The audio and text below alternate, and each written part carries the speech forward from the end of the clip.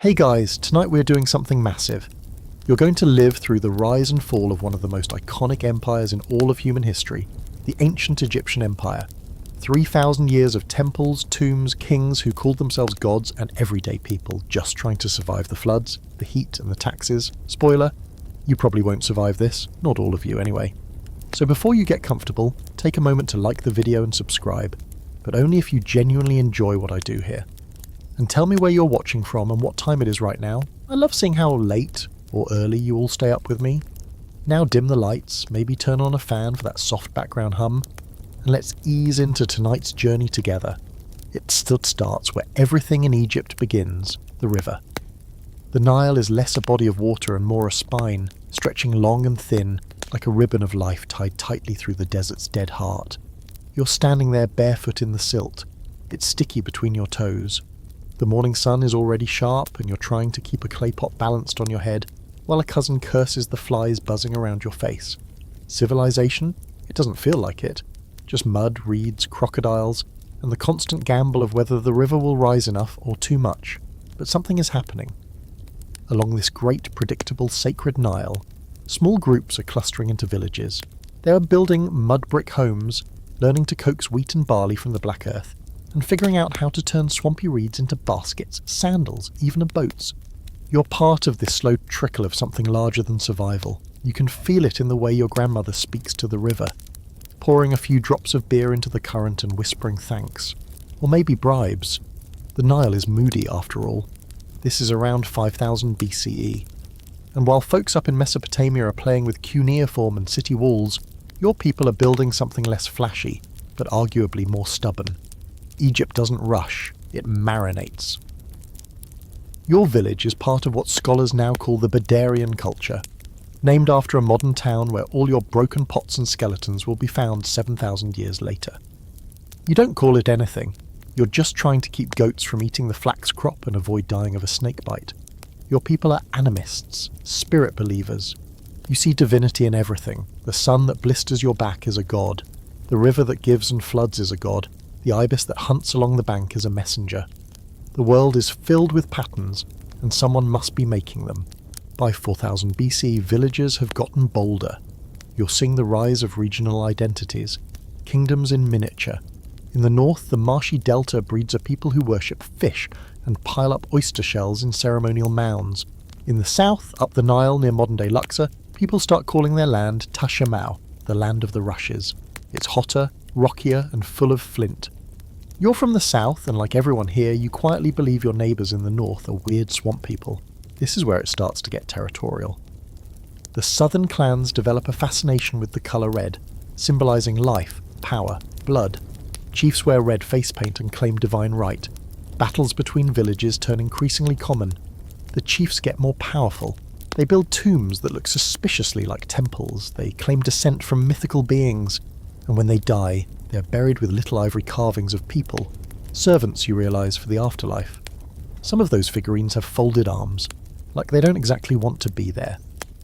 But the real shift, the one you'll remember if you live long enough, is how death becomes something you can prepare for. Not just die and rot, but die and continue.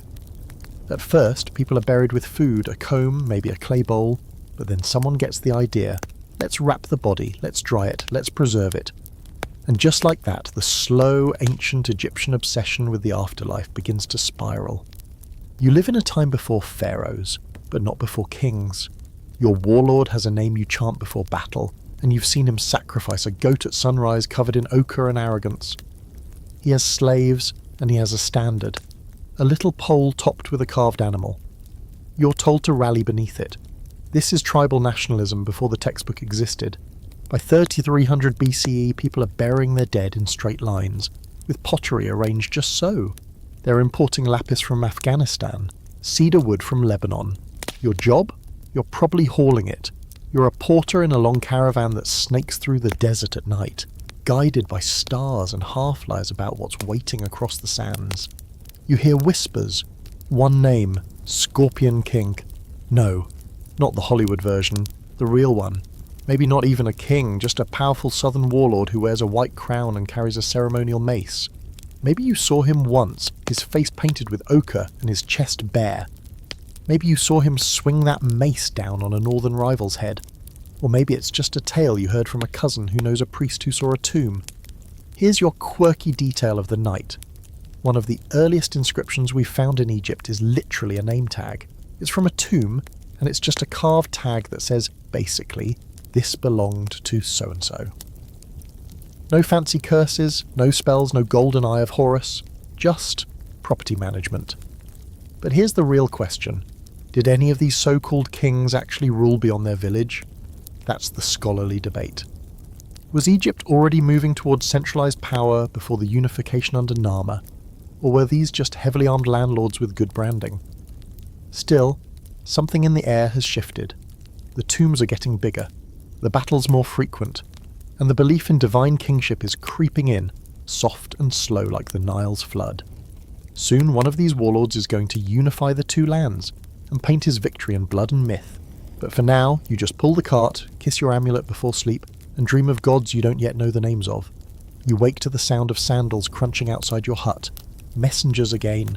They're travelling with fan-bearers and painted faces, shouting that another chief from the north has declared himself ruler of all the lands. Again, you've heard this story before. It's been happening for generations now. One brash leader after another, trying to bend the Nile to his will, only to vanish from history like a silt line after the flood. But lately, there's a different kind of tension in the air, like something's about to snap into place. Your region, Upper Egypt, the narrow ribbon of land along the southern Nile, has grown aggressive. It's not just fending off its northern neighbours anymore. Your warlords are reaching north, building alliances, swallowing towns like mouthfuls of pomegranate seeds. Names echo across the reed beds. Irihor, Ka, Scorpion II. Some of them leave behind mysterious symbols on pottery and tomb walls, early hints of writing, though no one you know can read them yet. You helped scratch one into a clay jar once, not knowing it's the ancestor of hieroglyphs. This is the Amenhotep III period, and you're living through the very birth of dynastic rule. Forget dusty kings lists and carbon dates.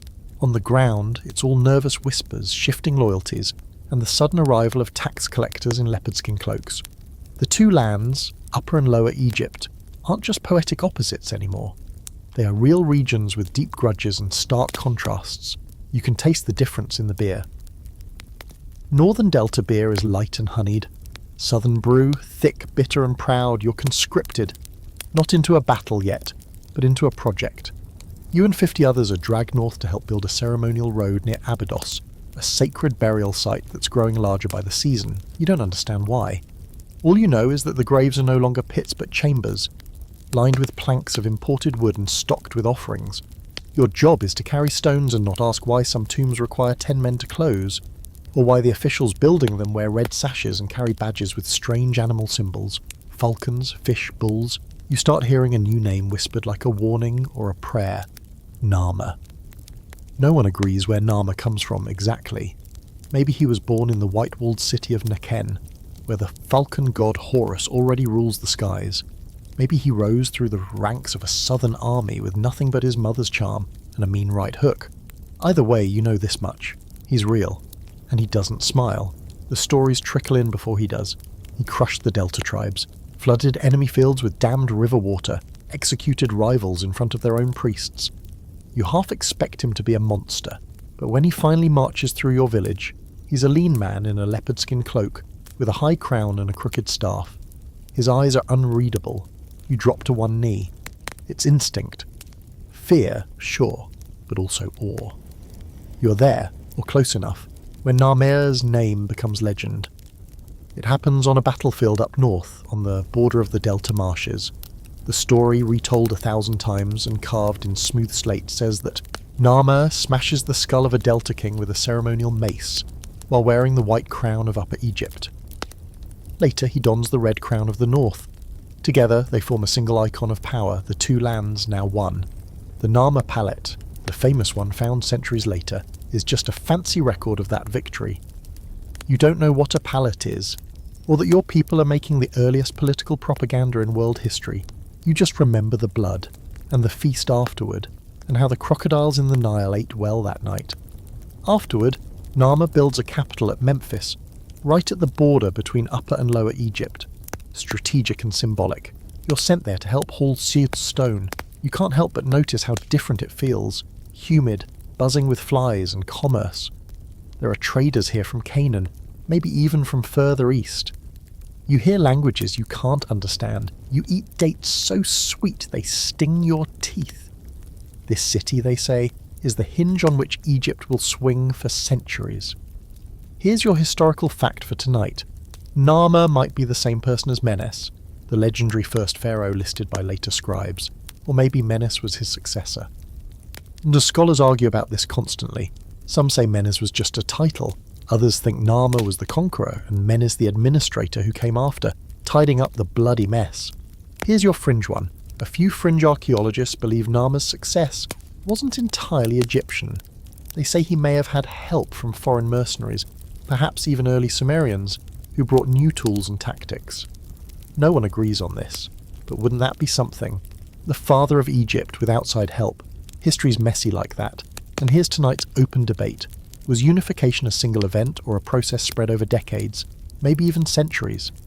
The palette shows a clean narrative. One battle, one victory, one king.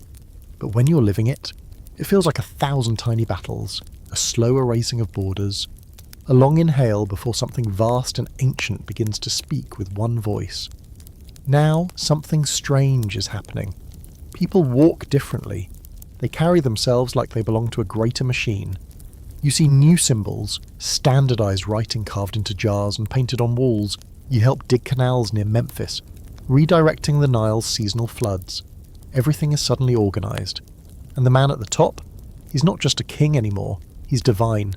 You don't fully understand it yet. No one does. But Narmer, or Menes, depending who's telling the story, isn't just a man. He's the embodiment of the gods. When he speaks, it's law. When he dies, he will rise. You hear rumours of a tomb unlike any before. Deeper, wider, hidden beneath layers of stone and offerings. It won't be the last. And so, under his rule, Egypt becomes a nation. Not just a line of villages along a lazy river, but a kingdom with borders, taxes, irrigation, and destiny. You stand on a hill and watch the black floodplain shimmer under the sun, and for the first time you feel something like pride, like permanence, like Egypt is going to last forever. You're wrong, of course. But that's a worry for another lifetime. You're older now. The sun hasn't gotten any cooler, but your back aches more when you lift stones, and your teeth are not what they used to be. You've seen kings rise and fall already, but there's one thing you now know for sure. Egypt is no longer a scattered patchwork of villages and loud-mouthed warlords. It's a state, an actual functioning kingdom. And you're a cog in its divine grinding machinery. Congratulations. The land is now ruled by the First Dynasty, a line of kings who speak with the voice of gods and have begun to act like their bones are made of gold and their blood runs blue with sacred oil. Whether you work as a brewer, a boatman, or a builder, you know the same truth. Everything you do somehow, somewhere, flows back to the will of the king. You see it in the grain taxes. They're heavier now, but they arrive with order. Clerks with shaved heads and ink-stained fingers tally your harvest in quick practice strokes. You see it in the roads, real roads now, linking the Nile's great curve from the southlands of Elephantine to the marshy sprawl of the delta.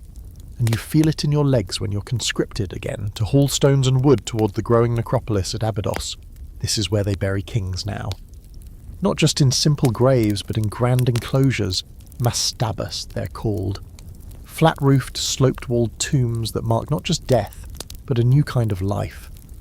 You work on one of them, maybe even for Djoser, the third king of this first dynasty, or for his son, Jet.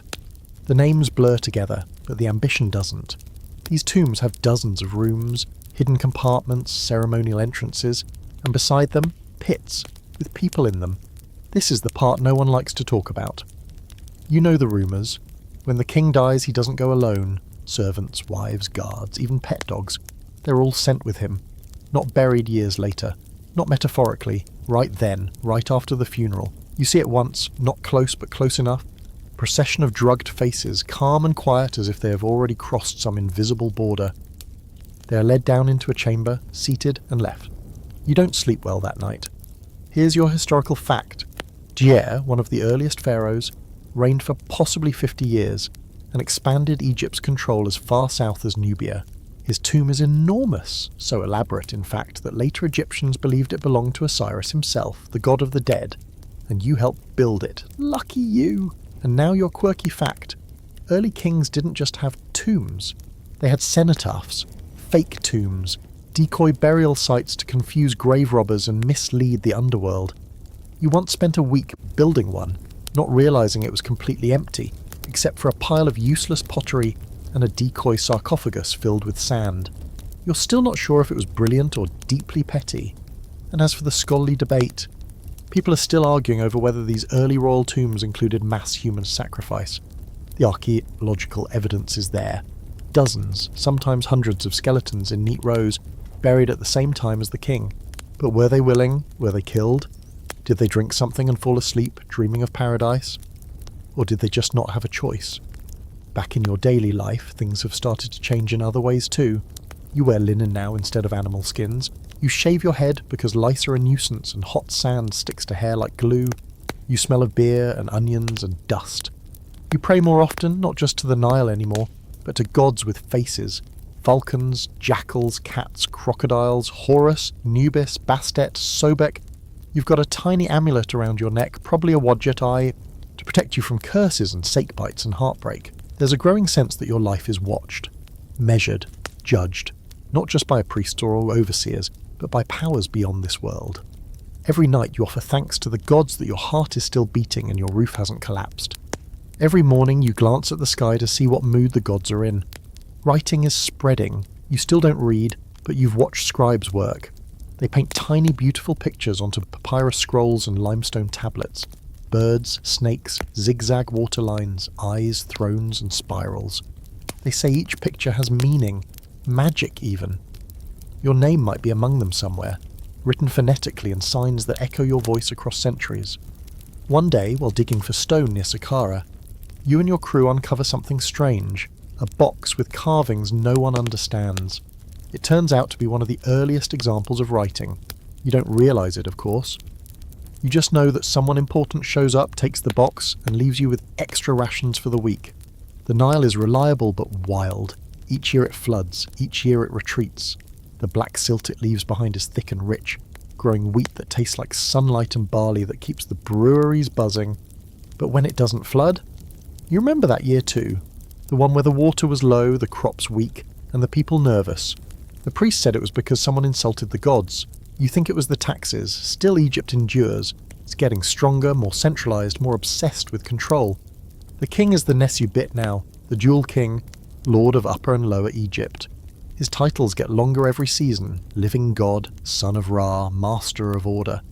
You're just trying to keep your house from collapsing under the weight of river silt and family drama. Sometimes you pass a travelling magician on the road, an old woman with sand-blind eyes who chants to crocodiles and claims she can read dreams, or a man with tattoos down his arms who says he once saw the king weep. You don't believe him, but you pay him anyway. He's entertaining. Egypt is becoming eternal, or at least it thinks it is. Temples rise, tombs multiply, priests get wealthier, and stonework gets more ambitious. You dream sometimes of what lies beyond this life. You hope it's not another 14-hour shift hauling bricks. At night, as you sit by the river, the stars above you reflect perfectly in the black water. Someone tells you their souls, those who pass the tests of the afterlife. You nod, but keep your doubts to yourself.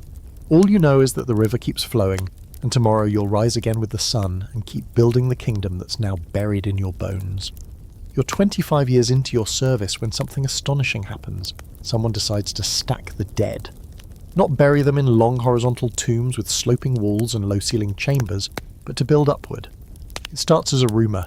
Some architect, probably mad from too much sun and ambition, has convinced the pharaoh to build a tomb unlike any ever seen. A step pyramid, they're calling it. You don't know what that means yet, but you're already assigned to the crew. The pharaoh is Djoser, and whether you love him or hate him depends on how blistered your hands are on any given day. He's not the most warlike ruler, but he's focused, obsessed, really, with the idea of eternity. He wants a tomb so powerful, so towering, that it won't just house his body, it'll launch his spirit straight into the sky.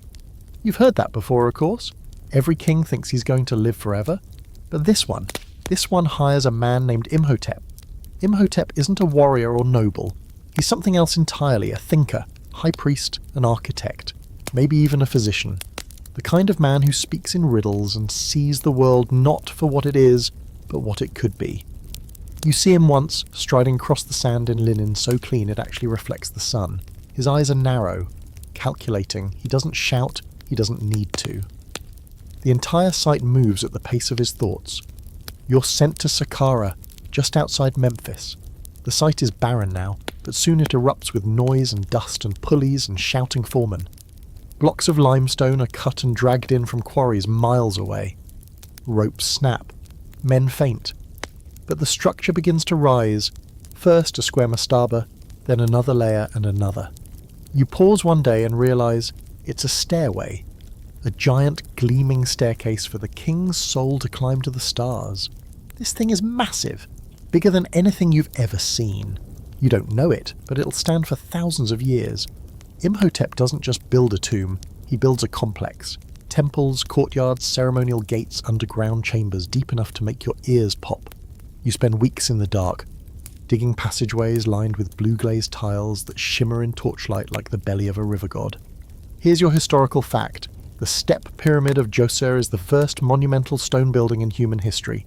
There's nothing like it anywhere else, not in Transuma, not in the Indus Valley. It marks the start of Egypt's obsession with permanence, and you, lucky you, were part of it. Now your quirky fact.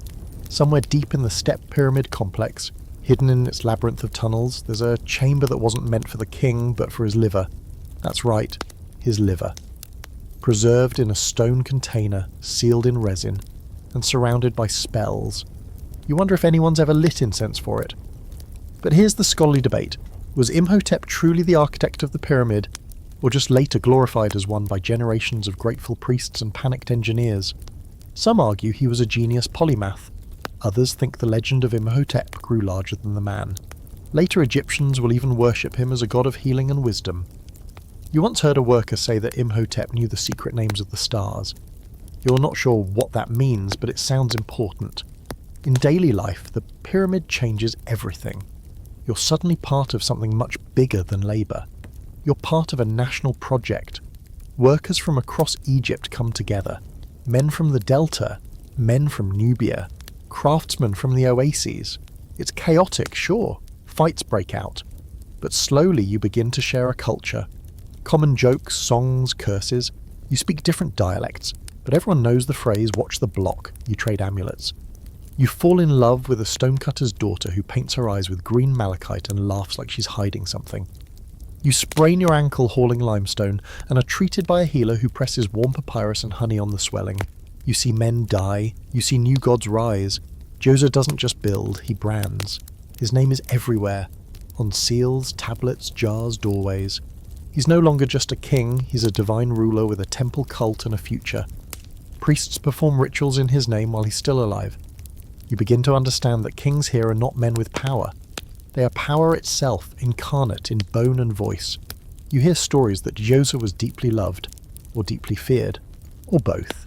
That he visited the temples barefoot, that he once fasted for 30 days, that he personally blessed the Nile during a 7-year drought.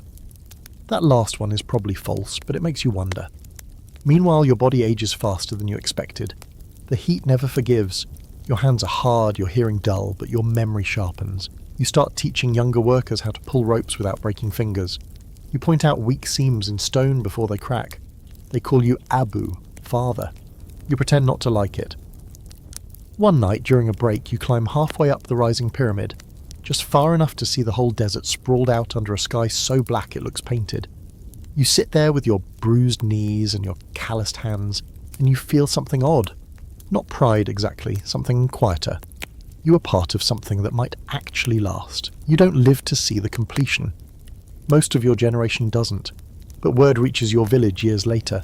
It's done. White limestone gleams in the sun, a staircase to the gods. They say you can see it from miles away. They say Djoser was buried with thousands of offerings and a model of his entire palace. They say it's just the beginning, and they're right. Soon others will try to top it, build higher, go smoother, reach closer to the gods.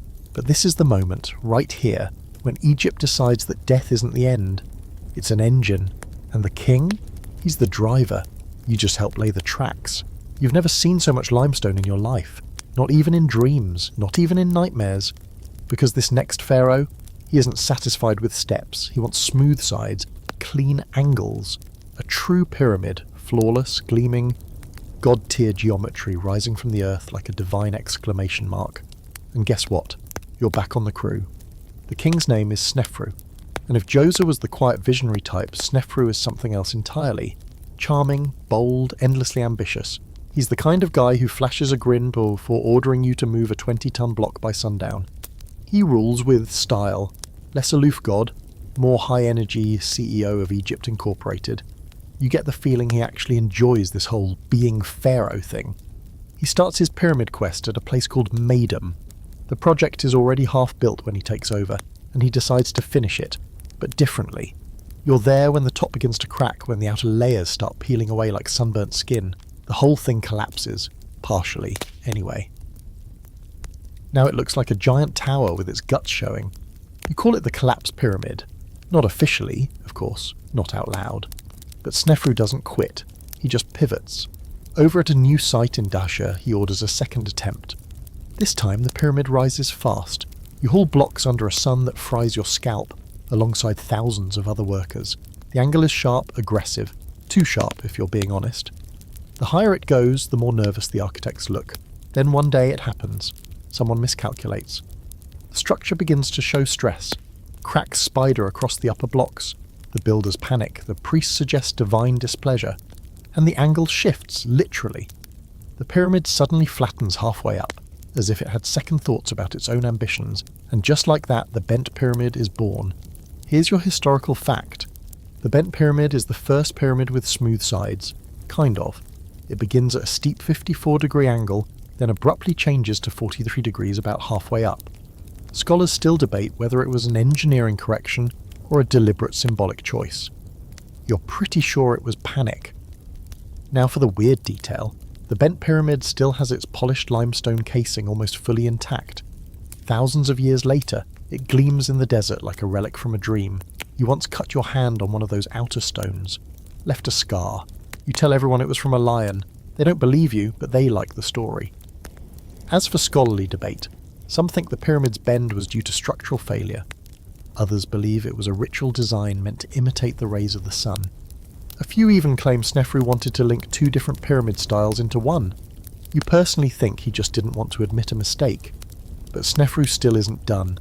He wants more, so he builds another pyramid, also at Djoser. This time the angles are conservative, the foundation solid. It goes up clean, steady, and against all odds. It works. The Red Pyramid is born, and you get to see something extraordinary. A successful, massive, smooth-sided pyramid, standing over 100 meters tall, glittering under a desert sun that seems less cruel for once. They call it red because the limestone inside has a pinkish hue, like sunset trapped in stone. But most of it is covered in white casing blocks, now mostly stolen by time and villagers. The chambers inside echo when you breathe.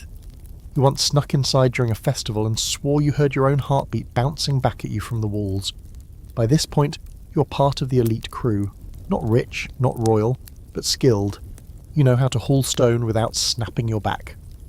You understand pulley angles, incline ramps, how to sand down the top of a block with wet sandstone until it fits like a puzzle piece. Younger workers ask you questions. You tell them stories while they chew on roasted garlic and try not to pass out. One day, as you pause to drink water from a goatskin pouch, a scribe asks you what it feels like to build something eternal. You shrug, say something about sore feet, but later that night, you think about it. Maybe it does matter. Maybe the gods do notice. Snefru, by the way, becomes a legend in his own time. He rules for possibly 50 years and oversees more pyramid construction than any other pharaoh. You hear whispers that his reign was unusually peaceful, that he preferred building and trading to conquering, that he once walked among his workers disguised as a commoner, that he liked music and poetry and women who could speak their minds. He sounds more like a story than a man. Still, his building spree costs Egypt a fortune. The royal treasury's grown, priests grumble, but the legacy is set. By the end of Snefru's reign, Egypt has cracked the code of pyramid building. The logistics are in place, the labour systems are running like gears in a giant stone clock, and the next king, He inherits all of it. So now Egypt is ready to build something that will outlive empires, ready to take the lessons of the Step Pyramid, the Bent Pyramid, and the Red Pyramid, and go even bigger, even bolder. But you're just trying to stay alive long enough to see it. At night you lie beside a cooking fire, belly full of lentils and sour bread, and you stare up at the stars. The constellation of Orion rises in the east, and someone tells you it's the soul of a great king. Maybe it is. You feel small but not unimportant. Your hands hurt. Your knees creak. But the stones you set today might be climbed by gods tomorrow. The morning sun creeps across the desert like a glowing blade, cutting through the haze as you trudge toward a site that's already being called the project to end all projects. You've worked under kings before. You've sweated through pyramid constructions, cursed architects in 3 languages, and survived the Great Bent disaster. But this one feels different. There's something in the air. Maybe pride, maybe madness.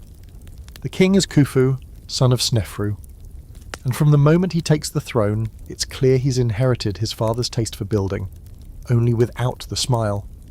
Khufu doesn't want charm, he wants awe. You hear the priests say he's favoured by Ra himself. The sun god speaks through him. They whisper, and the shape of the next pyramid has come to him in a dream, burning with light. You arrive at the Giza plateau with 1,000 others, squinting at the dusty rise of land that will soon become the most famous graveyard in human history. Right now, it's just rock and scrub, but in a few decades it will house the Great Pyramid, the one that makes people thousands of years from now stare at their screens and ask, how did they even build that? You'll know, because you're here. And it's already insane. The plans, handed down by Khufu's viziers, call for over 2 million limestone blocks, each weighing between 2 and 15 tons. These aren't gentle little clay bricks. These are shoulder-breaking, ankle-crushing, life-risking monsters. You're assigned to a hauling team. Ropes, sleds, levers, and a lot of yelling. No wheels. The Nile's been flooded just right to float blocks in from nearby quarries. But from the riverbank to the rising pyramid is a long, grueling uphill battle. Literally. There's a sort of ramp, broad, packed with mud and sand, winding around the growing structure like a lazy serpent. You help maintain it, hauling clay in baskets and constantly refilling sections where the sun has dried it into flaking powder. The higher the pyramid rises, the longer and more complex the ramp becomes. Sometimes it feels like you're building the ramp more than the pyramid. And Khufu? He doesn't visit often. But when he does, everyone stiffens like a drawn bowstring. He doesn't smile, he doesn't wave. He watches in silence, eyes sharp, lips pressed in a line that says, "You're building me." Here's your historical fact. The Great Pyramid of Giza stood as the tallest man-made structure in the world for over 3,800 years. At over 146 metres high in its original state, it's aligned almost perfectly with the cardinal points and constructed with mind-melting precision. The base sides vary by less than 5 centimetres. You helped align those, by the way. Spent days holding plumb lines and squinting into the sun. And now for the quirky detail. Khufu had a boat buried next to his pyramid. A full-size solar bark, 140 feet long, disassembled into over 1,000 pieces. You once worked near the pit, long before anyone realised what was buried inside. You thought it was just a ceremonial ditch. Now you know it was his spaceship to the afterlife. But of course we can't leave out the scholarly debate. Khufu's reputation is murky. Later generations called him a cruel tyrant, a builder of egotistical monstrosities. But the evidence is thin. There are no records of mass suffering or forced slavery, despite the popular myth. Some scholars argue he was simply a strict ruler with a monumental vision. Others think he was as ruthless as his pyramid is huge. You suspect the truth is somewhere in between. And speaking of myths, no, aliens didn't build it. Sorry, you saw it happen. Day after blistering day, it was you, your neighbours, and a few thousand other sunburned maniacs with ropes, copper chisels, and a truly irrational commitment to precision. The aliens never showed up. They wouldn't have lasted 10 minutes in that dust storm you got caught in last month. Life at the Giza site is its own little city. There are bakeries churning out thousands of loaves a day, breweries bubbling with thick barley beer, medical tents full of herbs and shouting. You know a healer named Nebit who makes poultices from honey and garlic and once set your broken finger with a twig and a prayer. The workers live in long rows of mud brick houses. You share yours with 8 others, loud snorers, decent gamblers, terrible singers. You work 10 days at a time, then get a rest day. On those rare breaks, you climb to the edge of the plateau and stare out at the Nile, shining like a god's vein across the earth.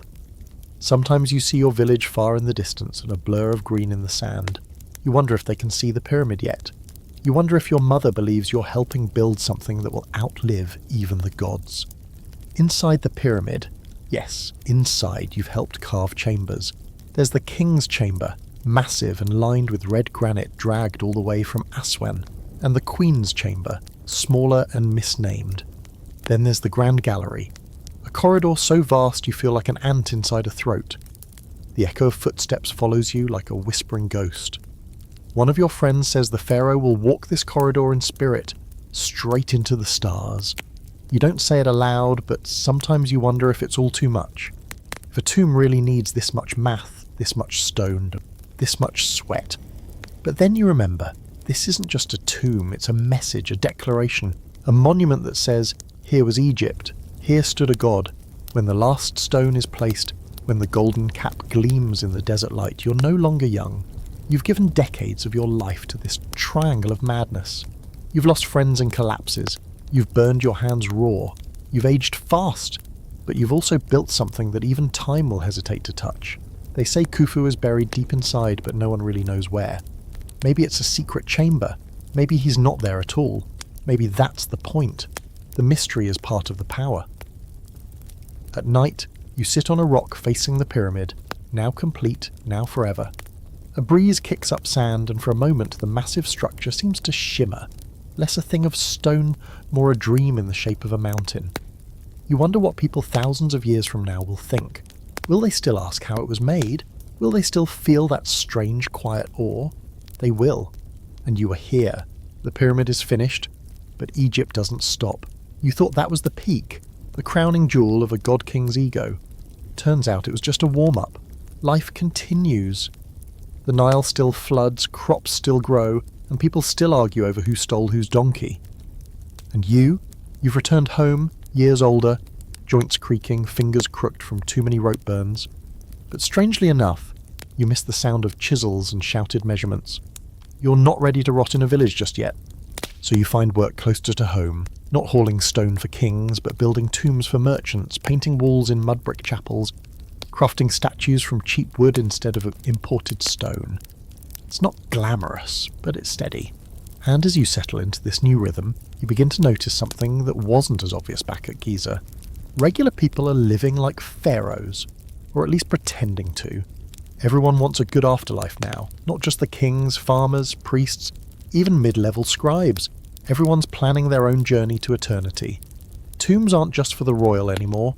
You help carve false doors, little windows through which souls can pass between worlds.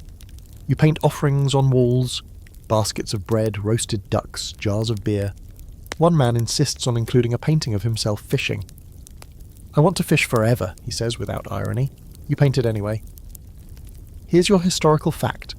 During the 5th and 6th dynasties, the mortuary cult expanded massively.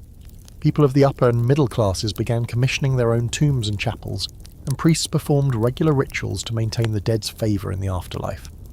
Death became a bureaucracy, a business, and you're suddenly in demand. Here's something quirky. You once helped bury a man with a mummified monkey, not a sacred baboon, not an offering, just a pet monkey wrapped in linen and placed beside him with a little jar of honey and a flute. He loved that damn monkey, his son said. Wouldn't go anywhere without it. You never forgot that burial. You still hum the flute tune sometimes. Now, let's get into the scholarly mess. Egyptologists still argue about how deeply religious belief actually ran among common people during the Old Kingdom. Some say the tomb inscriptions were just for show, that only the elite understood the rituals. Others believe average Egyptians had a rich, if unwritten, spiritual life centered on local deities and folk practices. You've seen both. Priests who recite every word perfectly without believing a syllable, and toothless old women who mutter prayers over onions like they're sacred scrolls. You're carving more now than hauling. Your hands remember the chisel better than your back remembers the ramp. You're part of a crew that travels from tomb to tomb, helping families prepare for eternity. You know how to paint the blue lotus just right, how to mix red ochre to match the exact shade of the sun god's robes. Some days you feel more artist than labourer. You also start to see how Egypt runs, not from the top down, but through 1,000 little gears. Overseers, scribes, temple staff, market inspectors. There's an official title for everything now, and every title comes with a seal, a tax, and a line in someone's tomb. Scribe of the granaries, supervisor of the canal mouth, deputy of the chief of beers. You're pretty sure that last one is made up, but he paid well. And life is full. You eat better now, lentils, bread, fish, occasionally goat. Your home has 2 rooms and a mud roof that doesn't leak unless the wind hits just right. You sleep beside someone who smells like herbs and talks in her sleep. You have a son who's too clever for his own good, and a daughter who says she wants to be a priestess, because they get to wear white all the time. You don't argue. Your favourite time of year is the inundation, when the Nile overflows and the fields become temporary lakes. Work pauses, everyone relaxes. There's music, beer, laughter that comes from the belly. You sit on a roof with neighbours and watch the water rise. Someone plays a flute, someone else tries to dance and falls off a barrel. The stars come out, and they look just like the ceiling of that tomb you painted last month. You think about the dead more often now, not out of fear, but familiarity. You've helped prepare dozens of burials, some elaborate, some barely more than a mat, and a handful of grain. You start to believe that what matters most isn't the tomb or the spells or even the statues, it's being remembered. You make a promise to yourself that you'll carve names carefully, never rush the script, because that's how someone stays alive. One day, you're asked to help on a royal project again, not a pyramid this time, but a temple near the king's son's sanctuary. The pharaoh is Usakaf, and he's started something new, worshipping the sun in the open air. No roof, just giant obelisks, altars, and wide courtyards facing the dawn. You're not sure how you feel about it. The priests say Ra watches from the horizon, and that your work here is seen with divine eyes. You nod and keep chiselling. There's talk now that the pharaoh is no longer just Horus incarnate, but the son of Ra, born from the goddess Sky. You're not great with theology, but you understand this. The king is getting shinier, more godlike, harder to approach. He's a concept now, not a man. You miss the rough charisma of Snefru, the cold ambition of Khufu. These new kings feel more distant. You meet a man who writes prayers for hire, custom ones. He'll compose a spell just for your tomb with your name slipped in. He offers to write one for you. You can't afford the deluxe version, but you buy a short one anyway. You don't tell anyone, but you keep the little scrap of papyrus hidden in your tools. It starts, "May your name be spoken when the stars return." At night, you watch your children sleep, curled up in blankets that still smell faintly of limestone and paint. You listen to the soft rush of the river, the crickets, the low call of an owl. You think about the old pyramid at Giza, glowing white under moonlight. About the tombs you helped carve, about the monkey with the flute, and you wonder, not with fear but with curiosity, what your own journey to the West will look like. You've lived a builder's life, a painter's life, a father's life, not grand but honest, not eternal but meaningful. And in this Egypt, where memory is power and names are sacred, maybe that's enough. There's a kind of silence that creeps over Egypt, not the soft, sleepy kind that hums beneath the stars, but a tense, breath-holding hush. Like the whole land is waiting for something to break. You've felt it growing for years now. The pharaohs don't seem quite as divine anymore. The pyramids still stand, but their power is more shadow than substance. Temples fall behind on their rituals.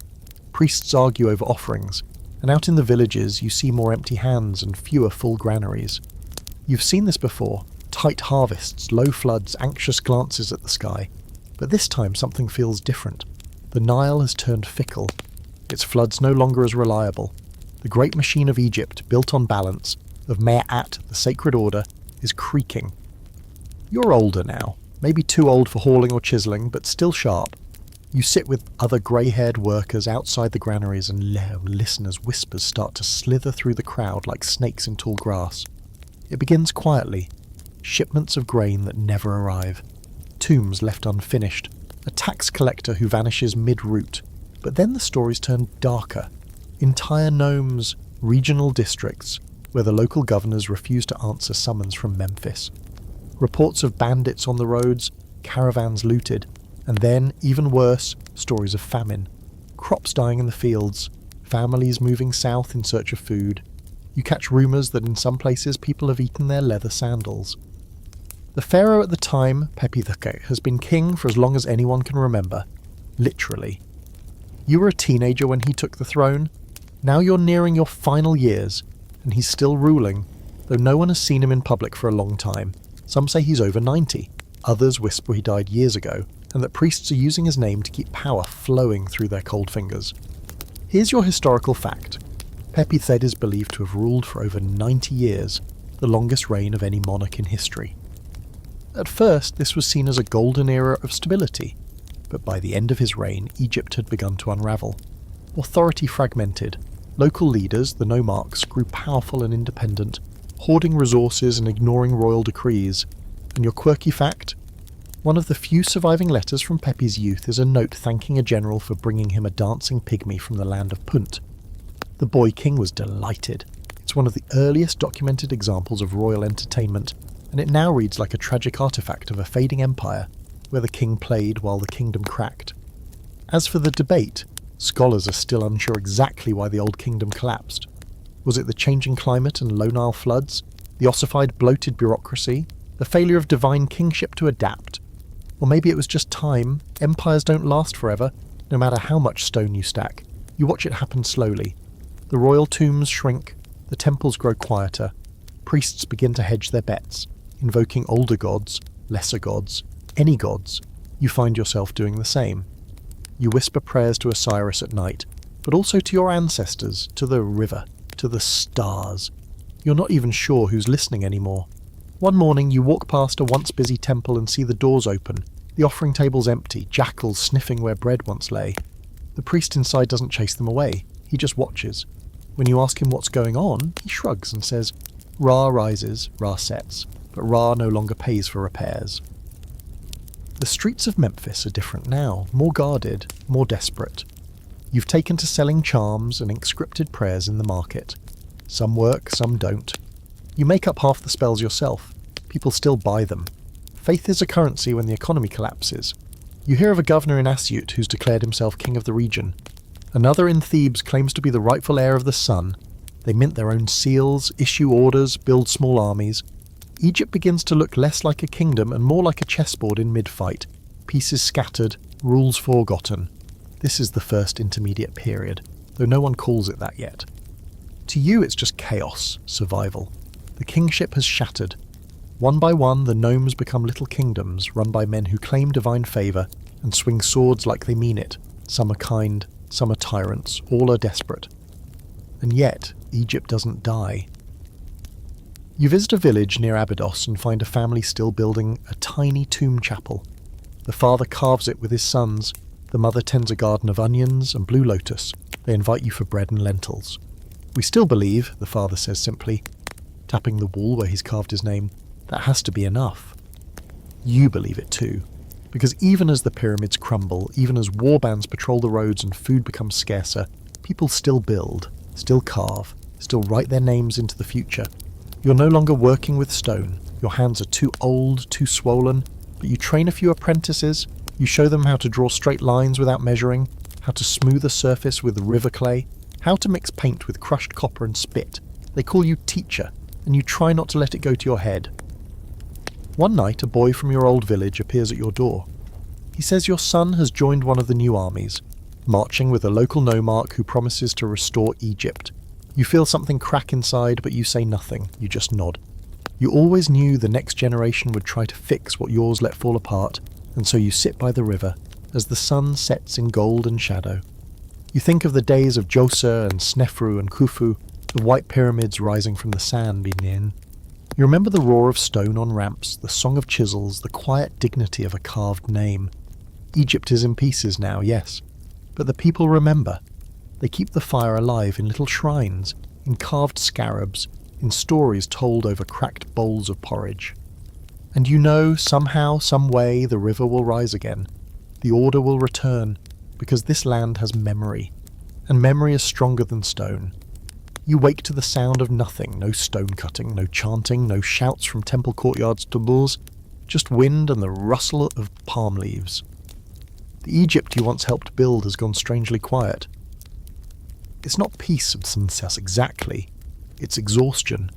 The civil wars, the failed harvests, the battles between nomarchs and warlords have stretched on for generations now, and the dream of a unified land ruled by a living god? That feels like something from the age of your grandfather's grandfather.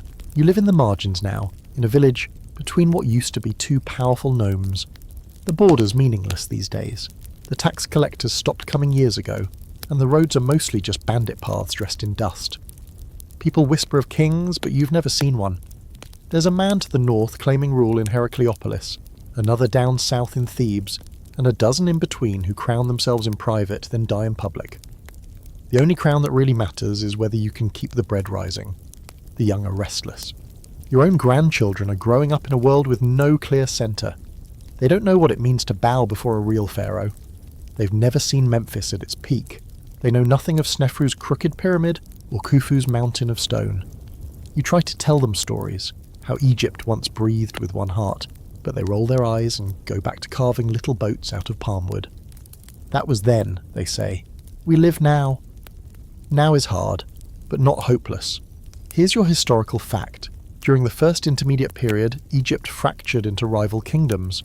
Heracleopolis controlled the north for a time, while Thebes in the south slowly rose in strength.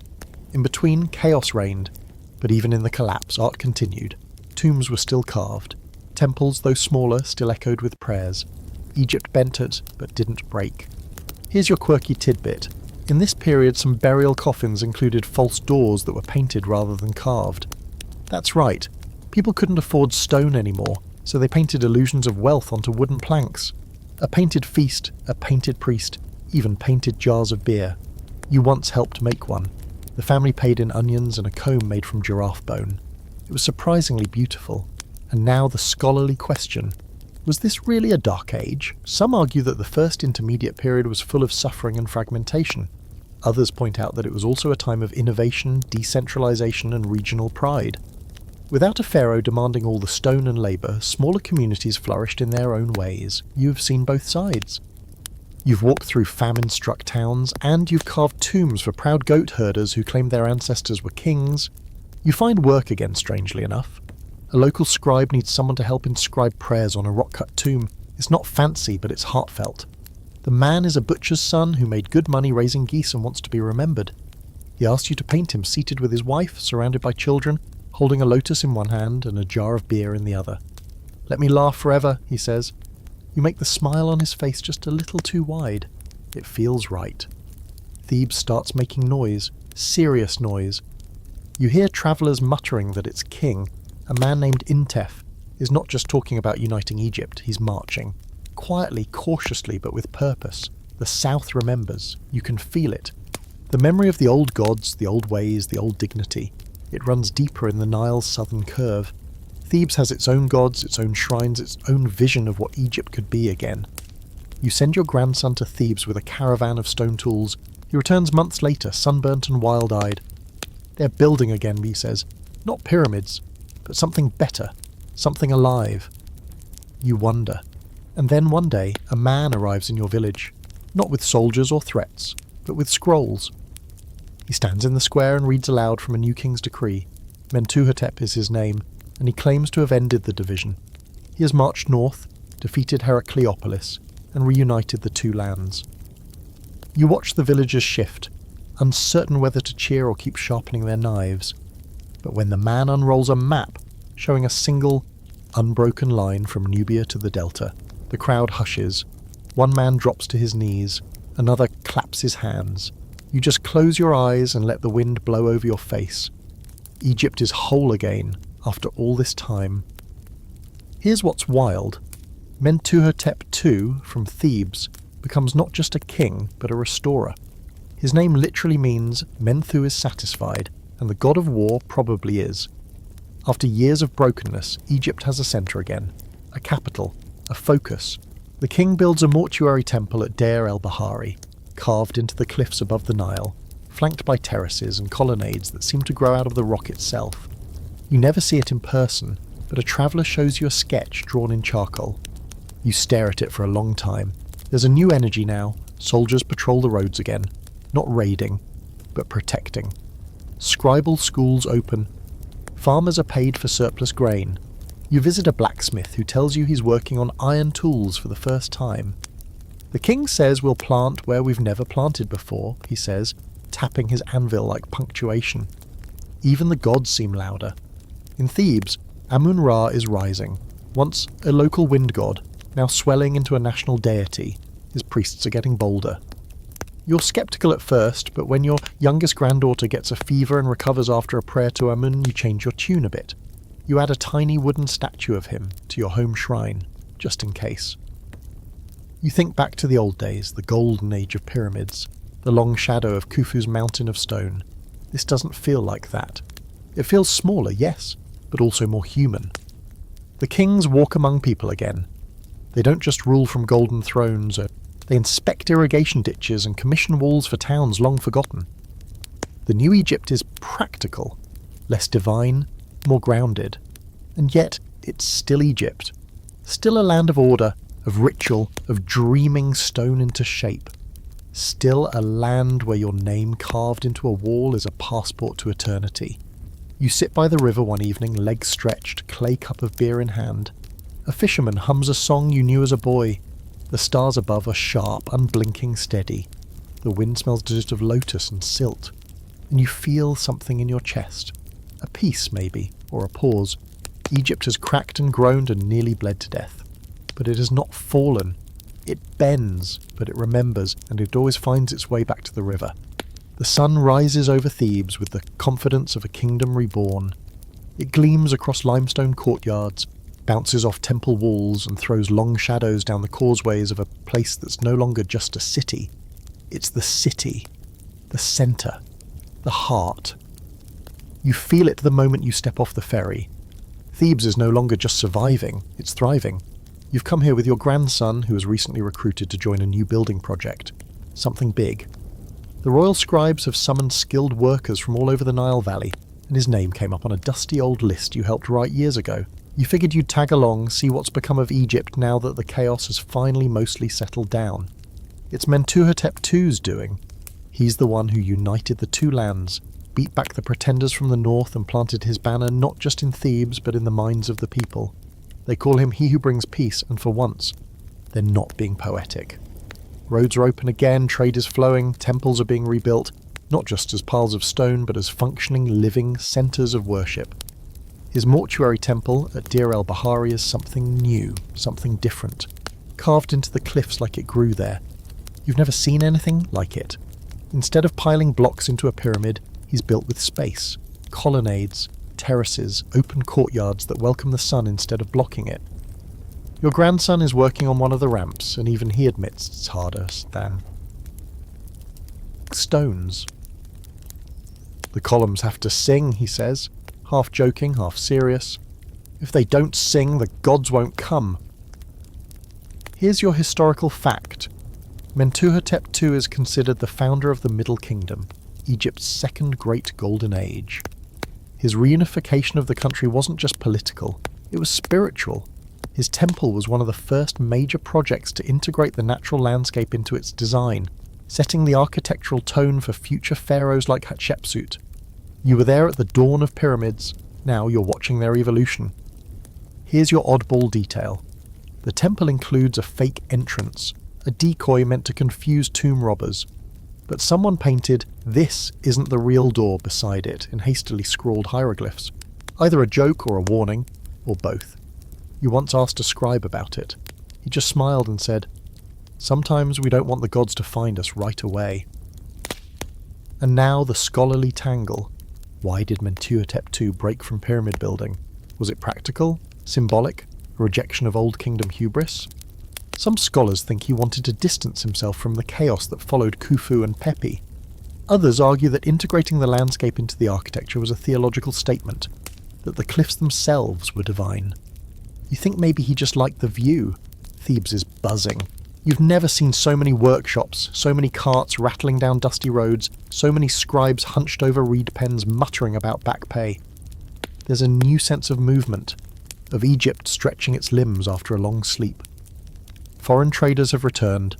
You pass Canaanite merchants offering turquoise and Nubian diplomats dressed in leopard skins and gold. There's talk of reopening mines, rebuilding fortresses in the Sinai, sending expeditions to Punt for incense and blackwood. You even get a glimpse of the king himself. It's brief. He's riding in a chariot surrounded by fan-bearers and guards, but the crowd falls silent as he passes.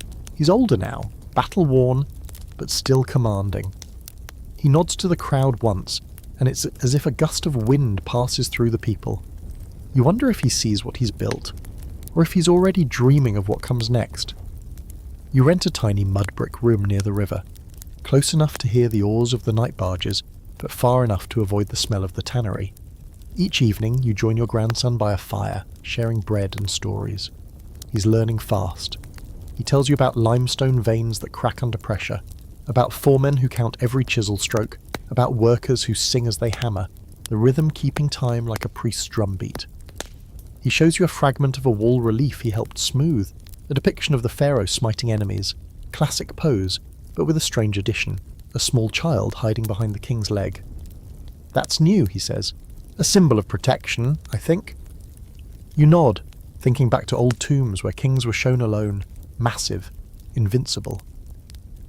Maybe the gods are softening, or maybe the artists are just bolder now. You spend your days wandering Thebes. You visit a library, really just a storeroom of scrolls and tablets, and speak to a blind scribe who recites the names of gods like poetry. You stop by a perfume stall and breathe in the sticky sweetness of blue lotus oil. You watch dancers in the marketplace mimic the movements of birds, each twist of the wrist like a spell. Egypt is alive in a way it hasn't been in generations. One morning, a young priestess offers you a blessing. She paints a blue circle on your palm, protection from what she calls the unfinished journey. You thank her, and she smiles without asking for payment. "We don't charge the elders," she says. "You walked us here."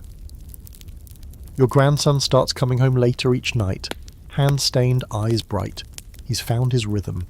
You see yourself in him, in the way he looks at unfinished stone and imagines what it could become. You tell him that once you worked on Khufu's pyramid. He laughs. "Sure, Grandpa, and I'm the son of Ra." But the next day he tells the story to his friends anyway. You receive a letter from a cousin in the north. Memphis is quiet, still a shadow of its former glory, but not abandoned. They're rebuilding slowly. Some say a new line of kings will rise there. Others say the priests of Amun in Thebes are too powerful now that they'll never let another dynasty rule from the north. You sip your beer and wonder who's right, and whether it matters. As long as the river flows, Egypt endures. At night, Thebes glows. Torches flicker across the water. You sit on the rooftop of your rented room wrapped in a linen shawl and listen to the city breathe. Somewhere below, a flute plays a melody you haven't heard in decades. You hum along softly. You've seen Egypt break, and you've seen it heal. Not all at once, not cleanly, but with patience, with sweat, with memory. The gods come and go, the crowns change shape, but the people keep building. You think of that blue circle on your hand. You think of false doors and painted monkeys, of bent pyramids and sacred ramps. You think of names scratched into stone and voices that still echo from tomb walls. You think maybe this is what eternity really is, not gold, not thrones, but continuity. A grandson building in the city his grandfather helped rebuild. A scarred land finding its rhythm again. Egypt, always becoming. You wake before the sun rises, as usual. The air in Thebes is still cool, though it won't stay that way. Already the streets are stirring, temple servants fetching water, scribes brushing sand from scrolls, work crews gathering at the edges of building sites. Your grandson is gone before you even sit up, his breakfast unfinished and his tools already slung over his shoulder. He's part of the new order now, what they're calling the Middle Kingdom machine. It's been days since Amenhotep II unified the two lands, and Egypt is finally beginning to feel like itself again. The chaos of the first intermediate period has faded into something people now call the Troubles, like a long fever no one wants to describe too closely. But you remember. You remember warlords burning fields, tax records scrawled in blood, and temples stripped down to bare stone. You don't correct the younger ones when they act like this new era sprang up fully formed. Like lotus from mud, let them believe it. Let them build their lives in peace. Now, it's Amenemhat I on the throne, a former vizier who seized power after the last of Mentuhotep's line fizzled out. The transition wasn't exactly smooth. You heard rumours of assassinations, shadowy priesthoods and military uprisings, but Egypt's always been dramatic when dynasties change. What matters is that he's strong, organised, ruthless, maybe, and obsessed with control. His biggest move? He shifted the capital north to a brand new city, Ichtawi, near the Fayum. A risky move, and a symbolic one. He's saying that Egypt doesn't belong to Thebes or Memphis. It belongs to him. You don't know what the new capital looks like, just that it's bustling with scribes, officials, and an entire bureaucratic machine large enough to file the soul out of a falcon. You almost went there once, but Thebes is your home now. Too much dust in your joints to move. Your grandson sends you messages on a stracker, little shards of pottery scrawled with quick notes. He's been assigned to a canal project near the Fayum, helping redirect water from the Nile into a vast basin that, when it works, will transform a marsh into rich farmland. We're making the land itself obey, he writes. Even the crocodiles are confused. That's your historical fact. Amenhotep III launched a massive irrigation project in the Fayum, a low-lying region that had always teased Egypt with its potential. With canals and dikes, he turned it into a breadbasket, more wheat, more taxes, more power. The Middle Kingdom thrived not just on gold and conquest, but on infrastructure. Egypt was getting smarter. And your weird fact for tonight? Amenhotep I also wrote, or had written for him, one of Egypt's earliest pieces of political propaganda, the Instructions of Amenhotep. It's a poem, a warning, a lecture, written as if the dead king is speaking to his son. Trust no one, it says, not even your closest friends, not even your own guards. It's paranoid and poetic. You copied it once for a nobleman's tomb and had to pause halfway through. The line that got you. Men smile at you with knives beneath their tongues. You're not sure if it's wisdom or madness. Maybe both. Now the scholars argue, because of course they do, about whether Amenhotep was loved or feared. His court was filled with scribes and thinkers, but also spies and secret trials. Some see him as a reformer who pulled Egypt back from the brink. Others paint him as a control freak who trusted no one and died alone. You once met an old palace servant who claimed Amenhotep was killed in his sleep by his own bodyguards. Then again, that man also claimed he invented beer. So, grain of salt. But whatever you believe, Amenhotep did something clever before his end. He made his son Senusret III co-regent, not after his death, but during his own reign. It was the first time Egypt had an official dual rule, father and son on the throne at once. At first, people were sceptical. Now it's hailed as genius, smooth transition, no power vacuum, no civil war. Egypt finally figured out how to pass the baton without tripping over its own sandals. And what a baton it is. Senusret, he is no placeholder prince. He's sharp, experienced, and already commanding armies. Under his joint reign with his father, and then on his own, Egypt blossoms. Art, literature, architecture, all refined, perfected, reimagined. Temples become more elegant, reliefs more realistic. You once visited a shrine he commissioned outside Thebes and ran your hand across the carved face of a scribe. The expression? Slightly smug, deeply human. You've never forgotten it. Trade expands too. You see new faces in Theban markets. Nubians with gold and incense, Levantines with cedar wood and fancy beads. Egypt's borders stretch again, not just with spears but with diplomacy and treaties. Even the Sinai mines reopen. Turquoise starts flowing like water. You wear a bit of it on a cord around your wrist. It matches your veins. Back home, life is stable. That's the real gift of this era. Not glory, not immortality, but peace. Fields are planted and harvested on time. Taxes are predictable. Roads are mostly safe. You spend your days teaching younger workers how to balance a chisel just right, how to blend pigments for murals, how to argue with a foreman without losing your fingers. Your old hands don't work like they used to. The joints swell, your grip falters, but your eyes, still sharp. You catch a mistake in a cartouche one morning and save the scribe from weeks of shame. He thanks you with a loaf of barley bread and a cup of date beer so strong it makes you forget your own name for an hour. Sometimes you sit by the river and think about how much Egypt has changed. The pyramids are still there, of course, casting their long shadows across time, but no one's building giants like Khufu anymore. Instead, the kings are carving legacy into policy, into roads and texts, into the little things. You used to think eternity was made of stone. Now you're not so sure. Maybe it's paper. Maybe it's stories. Your grandson comes home for a visit. Taller than you now, his shoulders broad from hauling water jars and dragging survey ropes through the mud.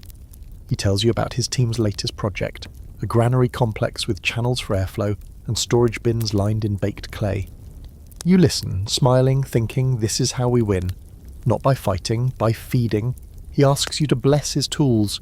You press your fingers to each one, mutter a few old words you barely remember, and tie a scrap of linen around the handle of his chisel. You tell him, strike true, leave your name behind. He nods, doesn't laugh. He understands. That night, the sky above Thebes is clear. The stars wheel slowly, as if remembering their place. You see Orion again, Osiris reborn. The Nile murmurs beside you like a patient old god, and for the first time in a long time you feel like Egypt is not just surviving. It's becoming something new. Not a kingdom of kings, a kingdom of builders. You're back on the road again. Though this time your knees complain more than they used to, and your pack seems to have grown heavier by magic. Or age. Probably age. You're headed north, not all the way to Memphis, but to a quiet estate tucked between the river and a cliff wall outside a small town. The journey was unexpected. You got a message, hand-delivered on papyrus, sealed with the mark of a high official. The request to help decorate a tomb, but not just any tomb, the tomb of Sinuhe. You'd heard the name whispered before. A former court official, trusted advisor to the king, who disappeared one day without a word. Gone like wind over the dunes. For years people speculated. Was he kidnapped? Murdered? Exiled? But then he came back. Quietly, humbly, and asked only for a proper tomb so he could rest where his ancestors did. You're not entirely sure why you were asked, but the letter called you a master of old hands. You chuckle at that. When you arrive, Sinuhe is already there, old, thin, wrapped in layers of linen, with eyes that have seen too many sunsets. He greets you with a slow bow and thanks you for coming. I heard, he says, you've painted men into eternity before. You nod. Once or twice. He doesn't ask for gold leaf or grand statues. No pyramid, no temple, just a chamber carved into the cliffside, and a series of scenes, moments from his strange life. And so you begin. With your assistant setting up pigments and scaffolds, you listen to Sinuhe dictate the story he wants told, one memory at a time. Here's your historical fact. The Tale of Sinuhe is one of the most famous works of ancient Egyptian literature, possibly written during the reign of Senusret I. It tells the story of an official who flees Egypt after the king's assassination, lives in exile for decades in foreign lands, and eventually returns to die in peace. It's part autobiography, part moral tale, and part national myth. Here's your quirky one. Some versions of the tale include exaggerated accounts of Sinuhe's adventures, fighting giants, living with desert tribes, even wrestling lions. You ask him about those parts, he just smiles. People like stories with teeth, he says, and the scholarly debate. Some argue Sinuhe was a real person. Others say he was a fictional stand-in, a symbol of Egypt's longing for order and return during the Middle Kingdom. Was he a political exile, a spy, a moral example? You don't know, and honestly, you don't care. You're just here to paint his journey. The first wall shows him fleeing the palace, startled by the whispers of the king's death. He's in motion, legs stretched mid-run, his face turned over his shoulder as if checking whether Egypt herself is chasing him. On another wall you paint him in the desert, lean, sunburned, bartering with nomads for water. He's never quite at rest, always looking back. He watches you work for hours, then disappears for days. You find him one evening, sitting by the Nile, watching birds drift across the surface. I missed this most, he says. The smell of the river, the silence. You nod. You understand. You've never left Egypt, but you know the feeling of distance, of being apart from the life you once knew. Sinuhe doesn't talk much about the years away, but the things he asks you to paint say plenty. Lonely mountains, foreign markets, battles fought under foreign stars. One scene shows him holding a bow, defending a strange land from raiders. You make his posture proud, but not boastful. He approves. Eventually the story turns. Sinuhe receives a message from the pharaoh. An invitation. No, a forgiveness. He returns home. You paint this moment with care, the boat gliding toward the palace, the river flat as glass, the palace in the distance glowing gold in the light of Ra. On Sinuhe's face you paint no fear, only peace. He asks for one final scene, his tomb, already complete, already quiet, as though you're looking ahead through the veil. Make it simple, Amamni. He says, I don't need a kingdom, just a place to sleep. You pause while working, brush in hand, and ask him, why did you leave? He doesn't answer right away. Then he says, sometimes, when the wind changes, the body moves before the mind understands. I loved Egypt too much to see her broken, and I was afraid. He looks up at the painted ceiling stars beginning to take shape. Fear turns men into ghosts, but memory brings them home. You don't press him after that. The work takes weeks, months, your hands ache, your back is bent, but you've never painted with such care. You teach your assistants how to mix deeper blues, how to get the red of the desert just right. You catch them listening to Sinuhe's stories, whispering parts to each other like gossip. You learn more than you expect, about exile, about redemption, about longing, and about Egypt. Not the Egypt of pyramids or golden thrones, but the Egypt that lives in every village, every name carved on every wall. The Egypt that calls you home, no matter how far you've wandered. When the tomb is finished, there is no grand ceremony. Just Sinuhe standing at the entrance wrapped in white, placing his palm gently on the doorway before stepping inside. He turns to you once more and says, you gave me more than pictures, you gave me back my place in the story. Later you hear he passed quietly in his sleep, the Nile breeze drifting through the chamber, like a final breath. They sealed the tomb without a curse, without a guard, without a trap, just his name and the words, he returned. You go back to Thebes, quiet. You don't tell many people about the job, but when your grandson asks what the tomb was like, you say simply, it was honest, and he nods, like that's enough. At night, you think of that painted boat still sailing, still heading toward home. It starts with the sound of hooves, and the deep clattering creak of unfamiliar wheels, rolling over stone roads that were never built for such noise. You hear it first in the markets, whispers of strange invaders riding into the delta on beasts as fast as they are loud. Then you see them yourself months later, men with curled beards, sharper weapons, and a terrifying mastery of movement. They don't walk into Egypt. They ride in on chariots. No one had seen anything like them before. Two-wheeled machines drawn by horses with warriors balanced on the back like desert hawks. You remember watching one roll past a line of local soldiers who had nothing but spears and courage. The look on their faces wasn't fear. It was confusion. Egypt had never faced this kind of speed before. War here had always been slow, personal, brutal. But this was a blur of dust and arrows. These invaders, these chieftains of foreign lands, are what we now call the Hyksos, a name that means rulers of foreign countries, though in daily conversation you hear them called worse. They come from the northeast, likely from the Levant, bringing with them not just chariots but new weapons, composite bows, curved scimitars, and armour stitched from leather and bronze scales. They settle in the delta, establishing their capital at Avaris, and for the first time in 1,000 years, a foreign power sits on the throne of Lower Egypt. Your historical fact: the Hyksos were not simply savage invaders. They were skilled administrators and builders who adopted many Egyptian customs while introducing game-changing technology. Their presence marks the Second Intermediate Period, a time of foreign rule in Egypt, and while they never controlled the entire country, their influence reshaped it profoundly. Your quirky tidbit: the Hyksos brought horses to Egypt along with the chariot. Egyptians had no word for horse before this. They borrowed the Semitic word sus, and once people saw what a horse could do, they weren't going back to oxen anytime soon. You once tried to approach one. It sneezed in your face and you fell over backward. Glorious. Now for the academic squabble, some scholars argue the Hyksos were violent conquerors who stormed into Egypt and burned their way to power. Others suggest they rose gradually, first as immigrants and traders who eventually took advantage of a weakened state to seize control. You believe it was both. You saw the trickle before the flood, Canaanite traders settling in the delta, blending in, becoming neighbours. Then, when Egypt faltered, they filled the vacuum. Smart, ruthless, efficient. You don't fight them, of course. You're too old, too stiff, too protective of your remaining fingers. But you work near them.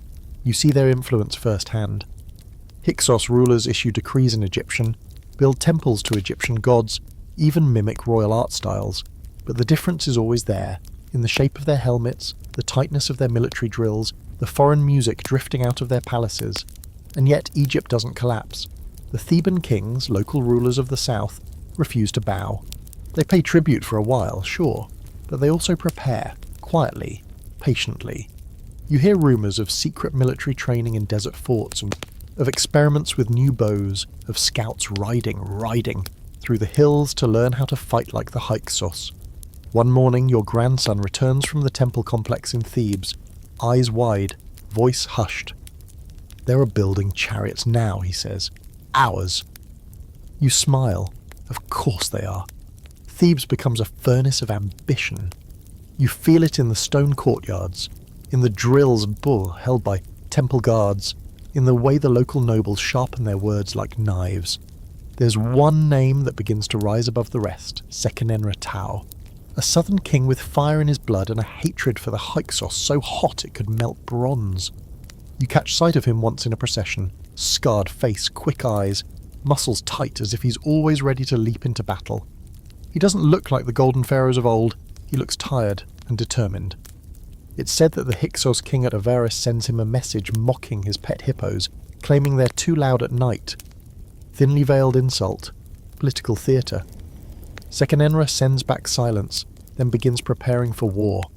You don't live long enough to see the fighting, but you hear enough to know it's coming. Soldiers march through Thebes in tighter formations.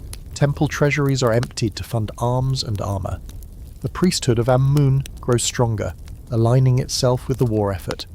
Even your grandson is conscripted, not to fight, but to build stables and weapon stockpiles. Here's something chilling. Years later, Sekenenra's mummy is found with massive wounds on the skull, axe blows, forehead gashes. No signs of healing. He died violently, probably in battle, maybe even in the capture. You helped paint heroic scenes on the walls of his cenotaph, but the truth is etched into his bones. He went down swinging, and then the torch is passed. To his son, Thutmose, who continues the resistance. And then to Amos, who finishes it. But we're not there yet. For now, you watch Egypt absorb foreign ideas while quietly sharpening its claws. You see artisans copying Hyksos metalwork. You see old nobles studying foreign dialects. You see the tension building like a storm cloud pregnant with arrows. At night, you hear hooves in the distance, not charging this time, just passing, patrols. Thebes is waking up, not just to survive, but to retake what was lost. Your grandson tells you one night, half whispered in the dark, "We're going to push them back all the way to the sea." You believe him, because Egypt doesn't forgive. Egypt doesn't forgive. It waits, learns, and when the time is right, it rides. The drumbeat of war doesn't come all at once.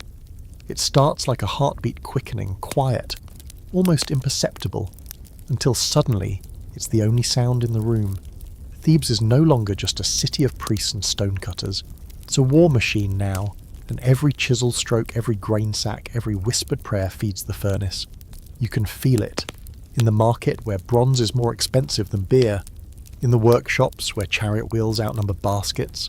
In the temples where gods are asked not just for harvests but for victory.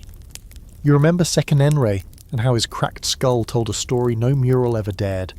His son Thutmose is cut from the same hard stone. You never meet him, but you see the messengers ride through town with his decrees, posted like proud scars across doorways. "We will drive the foreigner from our land." Simple, clear. And then he does something bolder. He marches. Thutmose rides north with a small but brutal army. Theban chariots, local levies, foreign mercenaries hired from Nubia and the desert tribes. You hear the stories second-hand at first, how he torched Hyksos strongholds in Middle Egypt, how he pushed all the way to the edge of Avaris before pulling back. He doesn't conquer the delta, not yet, but he sends a message that echoes all the way to the sea. Egypt is done bowing. Then, silence. Thutmose dies suddenly, young, and the details are murky. Assassination, disease, or just bad luck on the wrong campaign, no one's sure. You feel the mood in Thebes shift. The fear returns, just for a moment. But then comes the next name, a boy. Barely old enough to grip a bow, Thutmose. At first you doubt him. Everyone does. He's too young, too soft, raised in a palace dripping with incense and caution. But behind those wide eyes is something steelier than anyone expected. His regents rule in his name for a time. His mother, Queen Amenhotep, leads the charge, holding the kingdom together with sheer will. But Ahmose doesn't stay a puppet for long. By the time he takes full control, he's already trained, hardened and filled with purpose, and he will finish what his father and brother started.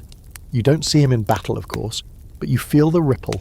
He moves like floodwater, slow at first, then unstoppable. Ahmose reforms the army, makes deals with Nubian allies, brings in weaponsmiths from the Levant. You watch chariot after chariot roll past your town. You hear hammering all night from the forges. You smell burning pitch and fear into the air. Here's your historical fact, Ahmose.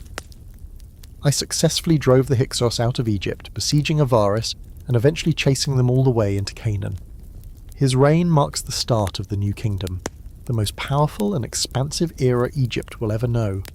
He reunifies Egypt not just in name, but in spirit, and begins a dynasty that will produce gods on earth. Your quirky fact? When the Hyksos stronghold at Avaris was finally taken, Egyptian forces reportedly used a mix of siege tactics, psychological warfare, and even boiling oil. That's right, oil, heated in massive cauldrons, poured over the city's walls and defenders. You once helped paint a tomb mural that hinted at it, though the overseer made you tone it down for the kids. And the scholarly debate? Some argue that Ahmose's victory was less about conquest and more about diplomacy, that he may have negotiated partial surrenders, or at least leveraged internal Hyksos divisions. Others insist it was brute force, pure and simple. You suspect it was both. Egypt doesn't do either or. It always fights with one hand and negotiates with the other. After Avaris falls, there's still one final stronghold, Sherahen in Canaan.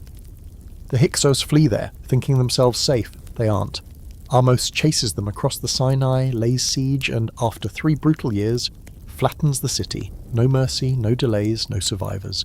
Egypt doesn't just push the invaders out, it follows them home and burns the door shut. Back in Thebes, the celebration is cautious at first. You're there when the first victory procession winds through the streets, chariots decorated in gold, banners flapping with the double crown of the unified land. Ahmose rides at the front, no longer a boy. He doesn't wave, he doesn't need to. The people are already chanting his name. You see something familiar in his eyes, something you saw once in Snefru, in Khufu, in Mentuhotep. Not joy, not pride, just focus. Egypt's rebirth is fragile, and he knows it. But he doesn't stop with reunification. Ahmose turns inward, rebuilding temples, re-establishing priesthoods, repairing irrigation canals destroyed in the wars. The gods, long neglected or placated with token offerings, are honoured again with full ceremonies. Amun especially rises like a storm cloud above the rest. His temples expand, his priests grow louder, and before long, he's not just a local wind god, he's the god. And now Egypt shifts. You can feel it beneath your feet like a tectonic movement. For the first time in centuries, Egypt isn't defending itself. It's expanding. It wants to own the horizon again. The military isn't disbanded, it's polished. Egypt becomes a kingdom of soldiers, administrators, diplomats and dreamers. The Nile flows a little prouder now. You help restore a temple wall that had been cracked during the Hyksos occupation. As you paint over old soot stains, a young girl beside you hums a new song, one praising Ahmose, not just as a king, but as a liberator. The lyrics are awkward, rhyming enemy with sandy sea, but the spirit is there. Egypt is writing itself new hymns. Your grandson returns from one of the Nubian campaigns with a bronze dagger and a story about crocodiles bigger than boats. You tell him to stop lying, but you also sharpen the blade for him just in case. He shows you a scar on his shoulder, a slice from a Hyksos arrow, now healed.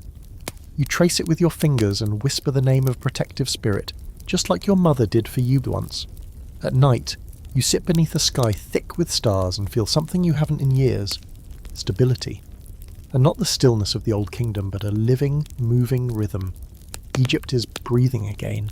Chest rising with pride, exhaling the smoke of old fires. You know what comes next. Glory, empire. Pharaohs who will stretch their hands across deserts and mountains and return with tribute piled like hills. But you also know this. It started with fear. With loss, with patience, with one family in Thebes refusing to kneel.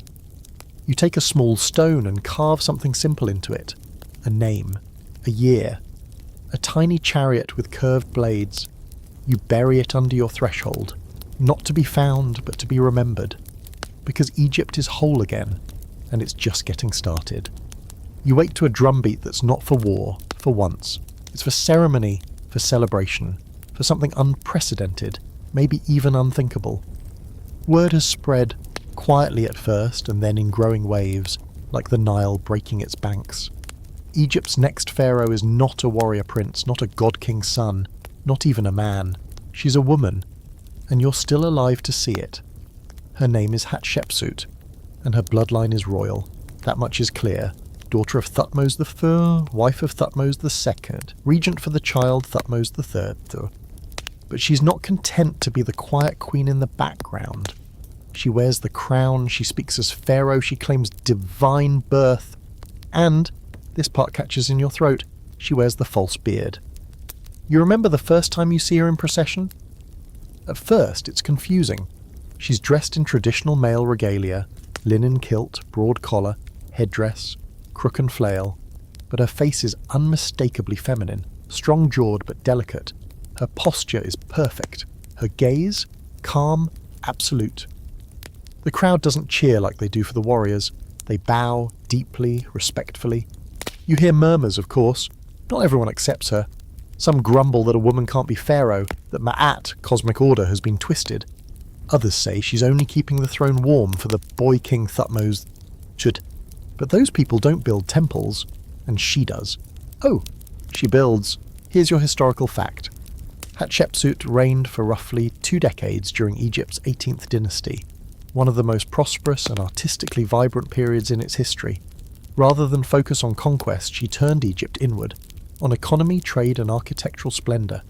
She styled herself King of Upper and Lower Egypt, and inscriptions always refer to her with male titles, but she never disguised her identity, she redefined it. Your fringe fact, she sent an expedition to the fabled land of Punt, a place so legendary and shrouded in myth that modern scholars still argue about where it was. Somalia, Yemen, the Horn of Africa, wherever it was, Egypt hadn't visited it in centuries. Hatshepsut reopened that door, and what came back was a treasure haul. Incense trees, ebony, ivory, gold, panther skins, even live baboons. You help unload some of those goods, and the smell of myrrh lingers in your nose for weeks. And now the scholarly chaos. Was Hatshepsut power-hungry, or simply preserving Egypt during a time when her stepson was too young to rule? Did she co-rule with Thutmose III in harmony, or overshadow him? Some say she usurped the throne, others argue she saved it. Later pharaohs would try to erase her name from monuments, as if pretending she hadn't existed would undo what she'd built. But the stones remember, and so do you. You're working at Deir el-Bahari again, back at that breathtaking cliffside where long ago you helped decorate the tomb of Sinuhe. Now, Hatshepsut is reshaping the entire landscape. Her mortuary temple rises in terraces that seem to float and supported by rows of slender, square columns. The design is unlike anything Egypt has ever seen, harmonious, symmetrical and daringly modern. You carve scenes of the Punt expedition into one of the lower colonnades. There's Queen Ati of Punt, large and imposing, carried on a donkey. You laugh when you first sketch her, but then Hatshepsut's overseer says, "Carve her with dignity. She is our partner, not our prize." You nod and smooth out the lines. You've never heard a pharaoh speak of partnership before. Life in Thebes is rich, peaceful. For once, the forges are cold. The weapons gather dust. People care more about paint than pitch, about spices more than spears. The granaries are full. Temples are growing like weeds. Amun's priesthood is swelling too. Powerful, you're deeply tied to Hatshepsut's rule. She claims that Amun himself appeared to her mother in a dream, fathered her, and declared she would be king. Not queen, she says in every inscription. King. And yet she never hides her womanhood. You see her statues slowly change over the years, starting with soft curves, eventually adopting the strong square jaw and masculine features of the traditional pharaoh. But the eyes? Always hers, sharp, patient, confident in a way that doesn't require shouting. You meet a young apprentice one afternoon who tells you earnestly, "If Hatshepsut can be king, then maybe I can be a scribe one day, even though my father's just a potter." You smile and hand him a chisel. "Try carving first," you say. Scribes don't get calluses. Even in old age you feel invigorated. There's something about her reign, calm but ambitious, that brings out the better part of Egypt. You notice it in how people talk to each other in the street. More laughter, less grumbling. Even the cats seem smugger, if that's possible. But you hear the whispers too, that the boy king, now growing into a man, is watching. That Thutmose III bides his time, studying military tactics, building alliances. You wonder if there will be tension, maybe even rebellion, but Hatshepsut doesn't seem worried. She places him on monuments beside her, includes him in royal imagery, never as an equal but never as an enemy. One evening you're invited to a dedication ceremony at Karnak Temple. You've earned the honour through decades of service, though your knees nearly quit on the long walk. You stand among rows of white-robed priests as the sunset glows blood orange behind the stone pylons. The obelisks she's erected are taller than anything you've ever seen, 2 slender spears of rose granite, carved with her names and praises to Amun. As the drums echo through the sacred courtyard, you realise you're watching something more than a ritual. You're witnessing a rewriting of the rules. Egypt isn't breaking from its past, it's expanding it, stretching Maat into a shape that includes more than kings and conquest. It now includes her, a woman who called herself king, a builder, a dreamer. You stand there in silence long after the ceremony ends, listening to the fading chant of the priests. You look up at the obelisks glowing in the moonlight and wonder how long they'll stand. If one day someone will try to tear them down, erase her name, pretend it never happened. But they'll fail, because the stones remember. And so do you. You walk home through the quiet streets of Thebes, past homes lit by oil lamps and cats lounging in doorways. A child plays with a wooden toy shaped like a boat. Someone hums a song about the return of trade ships. Somewhere far off you hear the river. Hatshepsut reigns, Egypt breathes. And for the first time in decades, you don't dream of war. You dream of incense trees and granite towers and a woman who dared to rule like a man, and better than most who tried. You don't see the boy coming, not at first. You're still basking in the quiet brilliance of Hatshepsut's reign. Temples rising, trade flowing, peace holding, like the seams of a well-stitched tunic. But empires don't pause, and kings don't stay young forever. And somewhere behind the veil of incense and the whisper of flutes, the boy grows up. Thutmose III, the stepson, the shadow. The son of a minor queen whose blood was royal enough to matter, but not quite bright enough to eclipse the flame of Hatshepsut. For years he waited in the wings, crowned in title, but caged in power, mentioned on stelae like an afterthought, depicted beside his regent aunt like a student beside a teacher. You wondered how he felt about it. The deference, the delay. You wonder if it burned.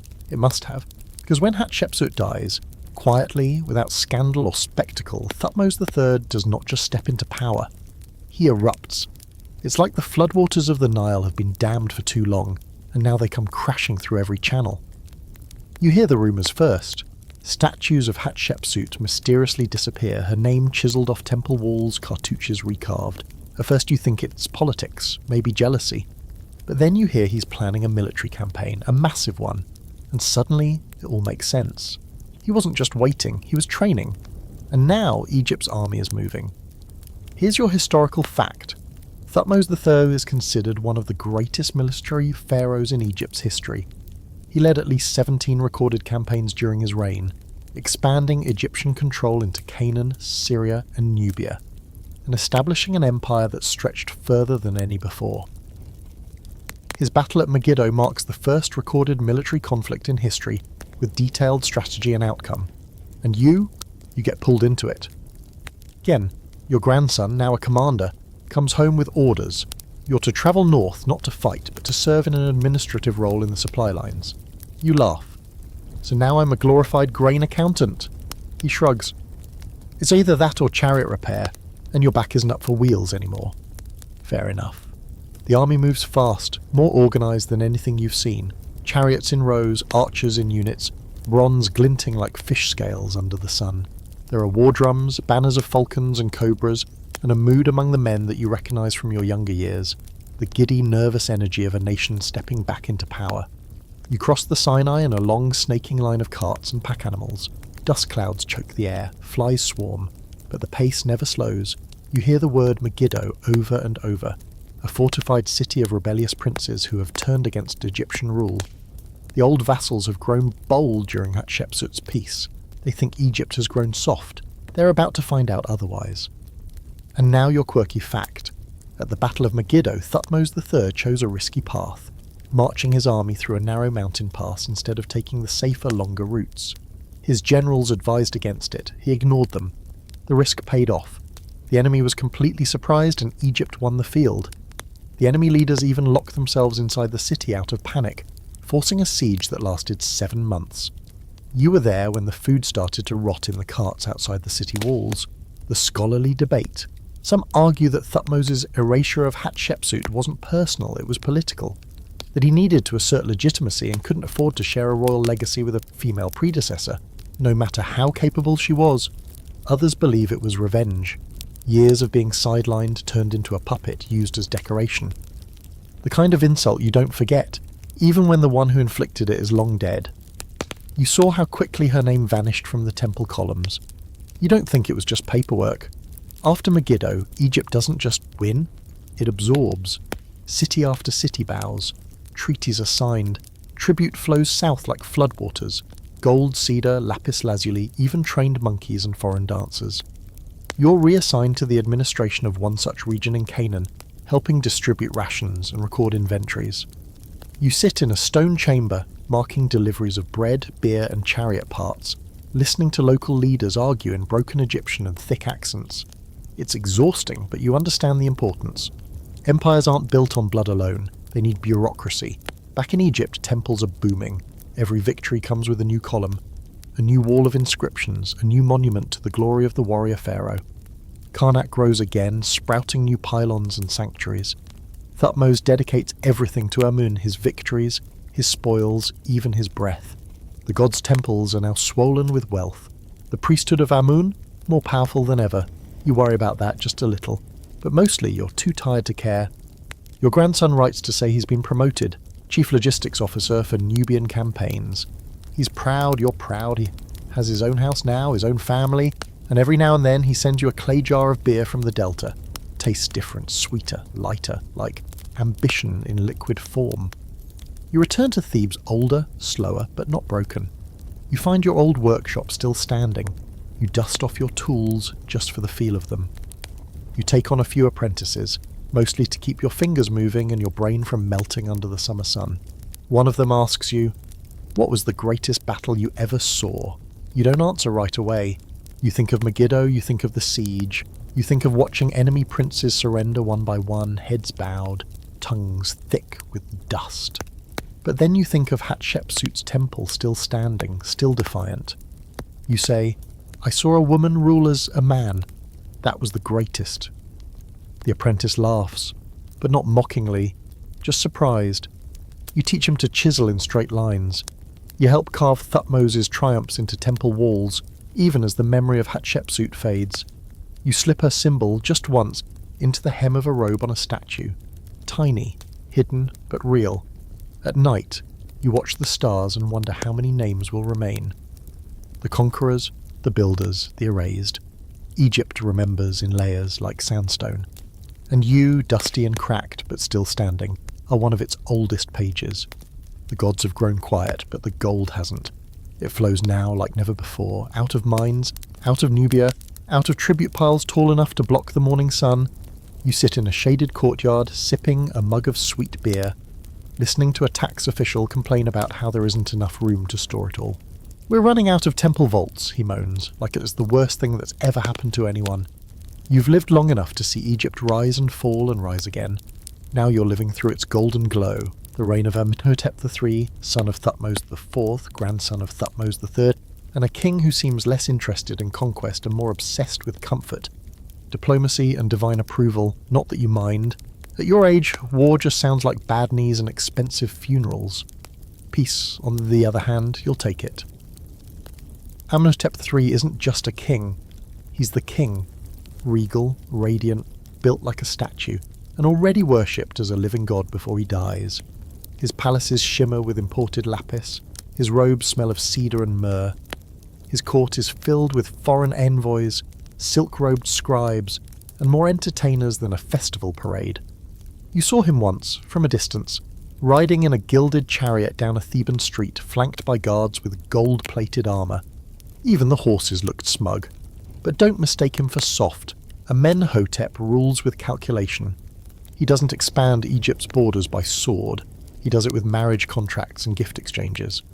Dozens of foreign princesses arrive every few years, their caravans heavy with exotic goods and political expectations. You see them stepping down from chariots, their eyes wide, half in awe, half in terror. Most can't even speak Egyptian. Doesn't matter. They won't be giving speeches.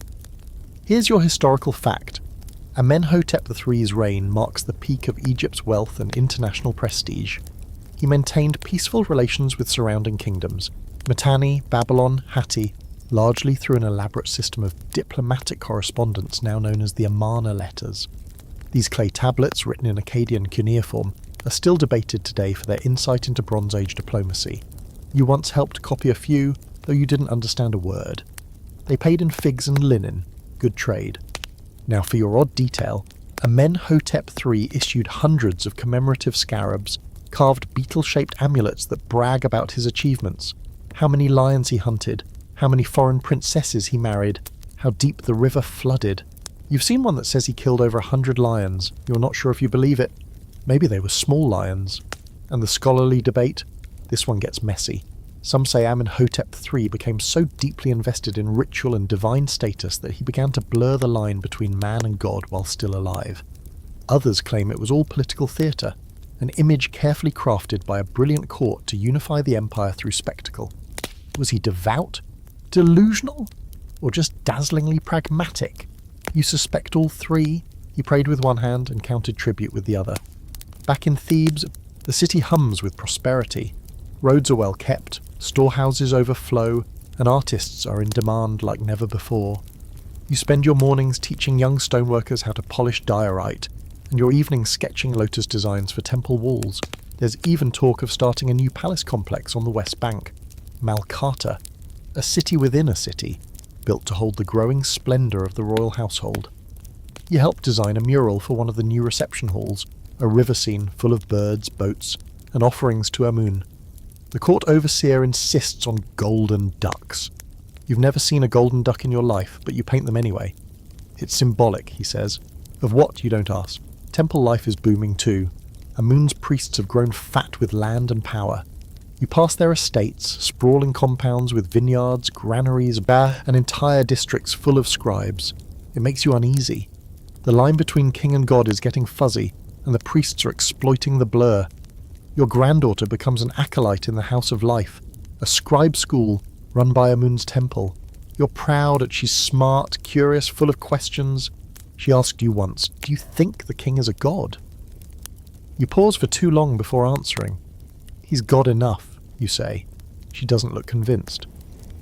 One day the king announces a festival unlike anything Egypt has seen in generations, his said festival, celebrating 30 years on the throne. You remember the old ones, the ones reserved for aging kings, trying to prove they still had divine strength. Amenhotep, in his 30s and still golden-skinned and sharp-eyed kid, doesn't need to prove anything, but he does it anyway, just to remind everyone he can.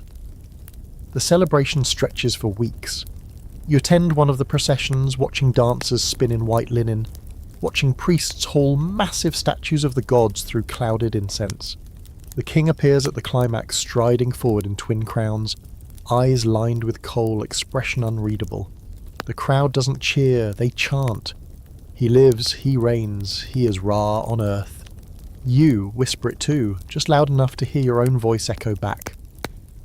At night, the streets of Thebes buzz with music and wine. Boats drift across the river, their decks glowing with torchlight. You sit by the shore, watching the lights reflect in the black water, thinking, this is what peace looks like. No blood in the streets, no foreign chariots at the gates, no walls to patch, just quiet, prosperity. And a king who knows how to keep the machine running. But something itches at the back of your mind. You remember the way the priests talk now? Not about pharaohs serving the gods, but being gods. You remember the rumours about Amenhotep retreating more often to his palaces, surrounding himself with ritualists and dream interpreters? You hear whispers of strange ideas, visions of a new sun god, dreams of one name above all Nile names. You ignore it. You're too old to chase omens, but one night your granddaughter comes home with a face like pale stone. "There's a new prayer," she says, "and it doesn't mention a moon." You just nod, because you've lived long enough to know what peace really is in Egypt.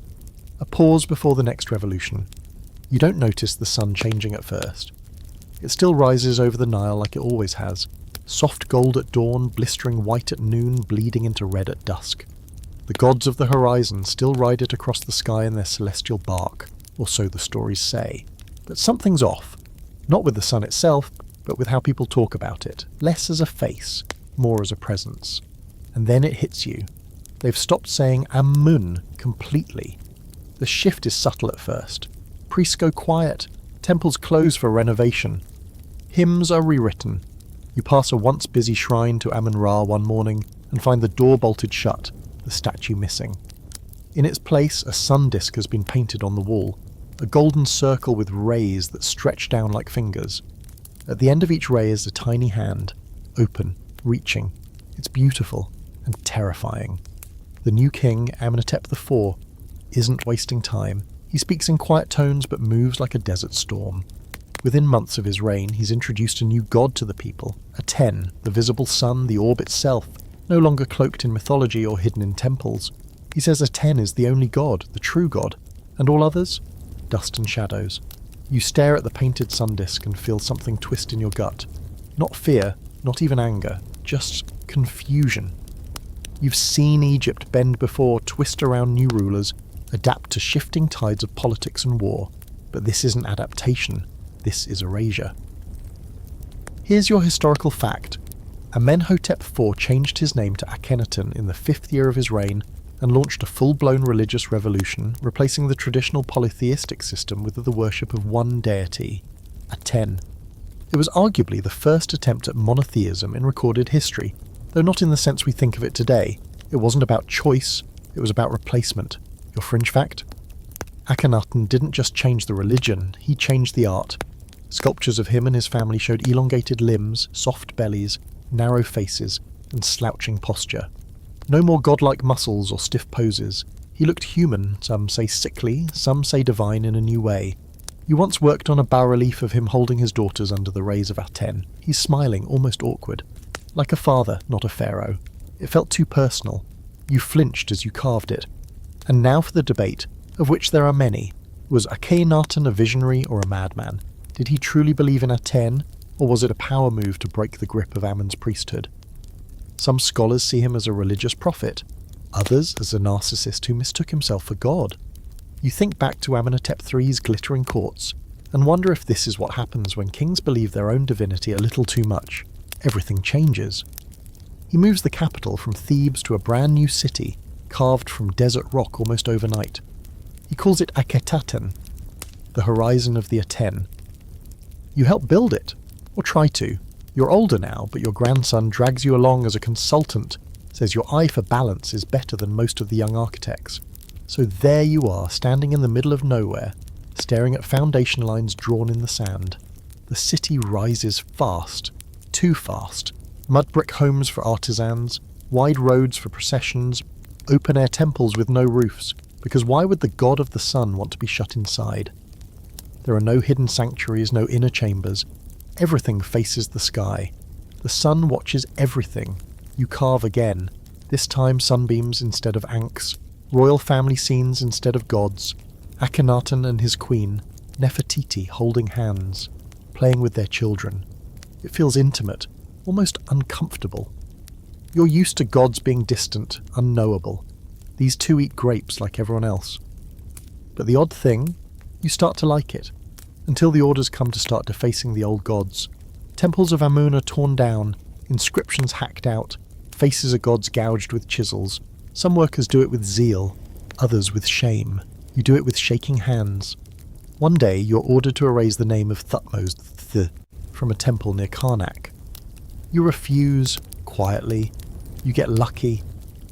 The overseer looks the other way, but others aren't spared. Entire generations of gods vanish overnight. Ptah, Mut, Khonsu, scrubbed from walls, even Osiris, even Ra. You start to wonder, is this Egypt anymore? Still, Akhenaten seems content. He walks among his people unescorted, sun pouring over his shaven head.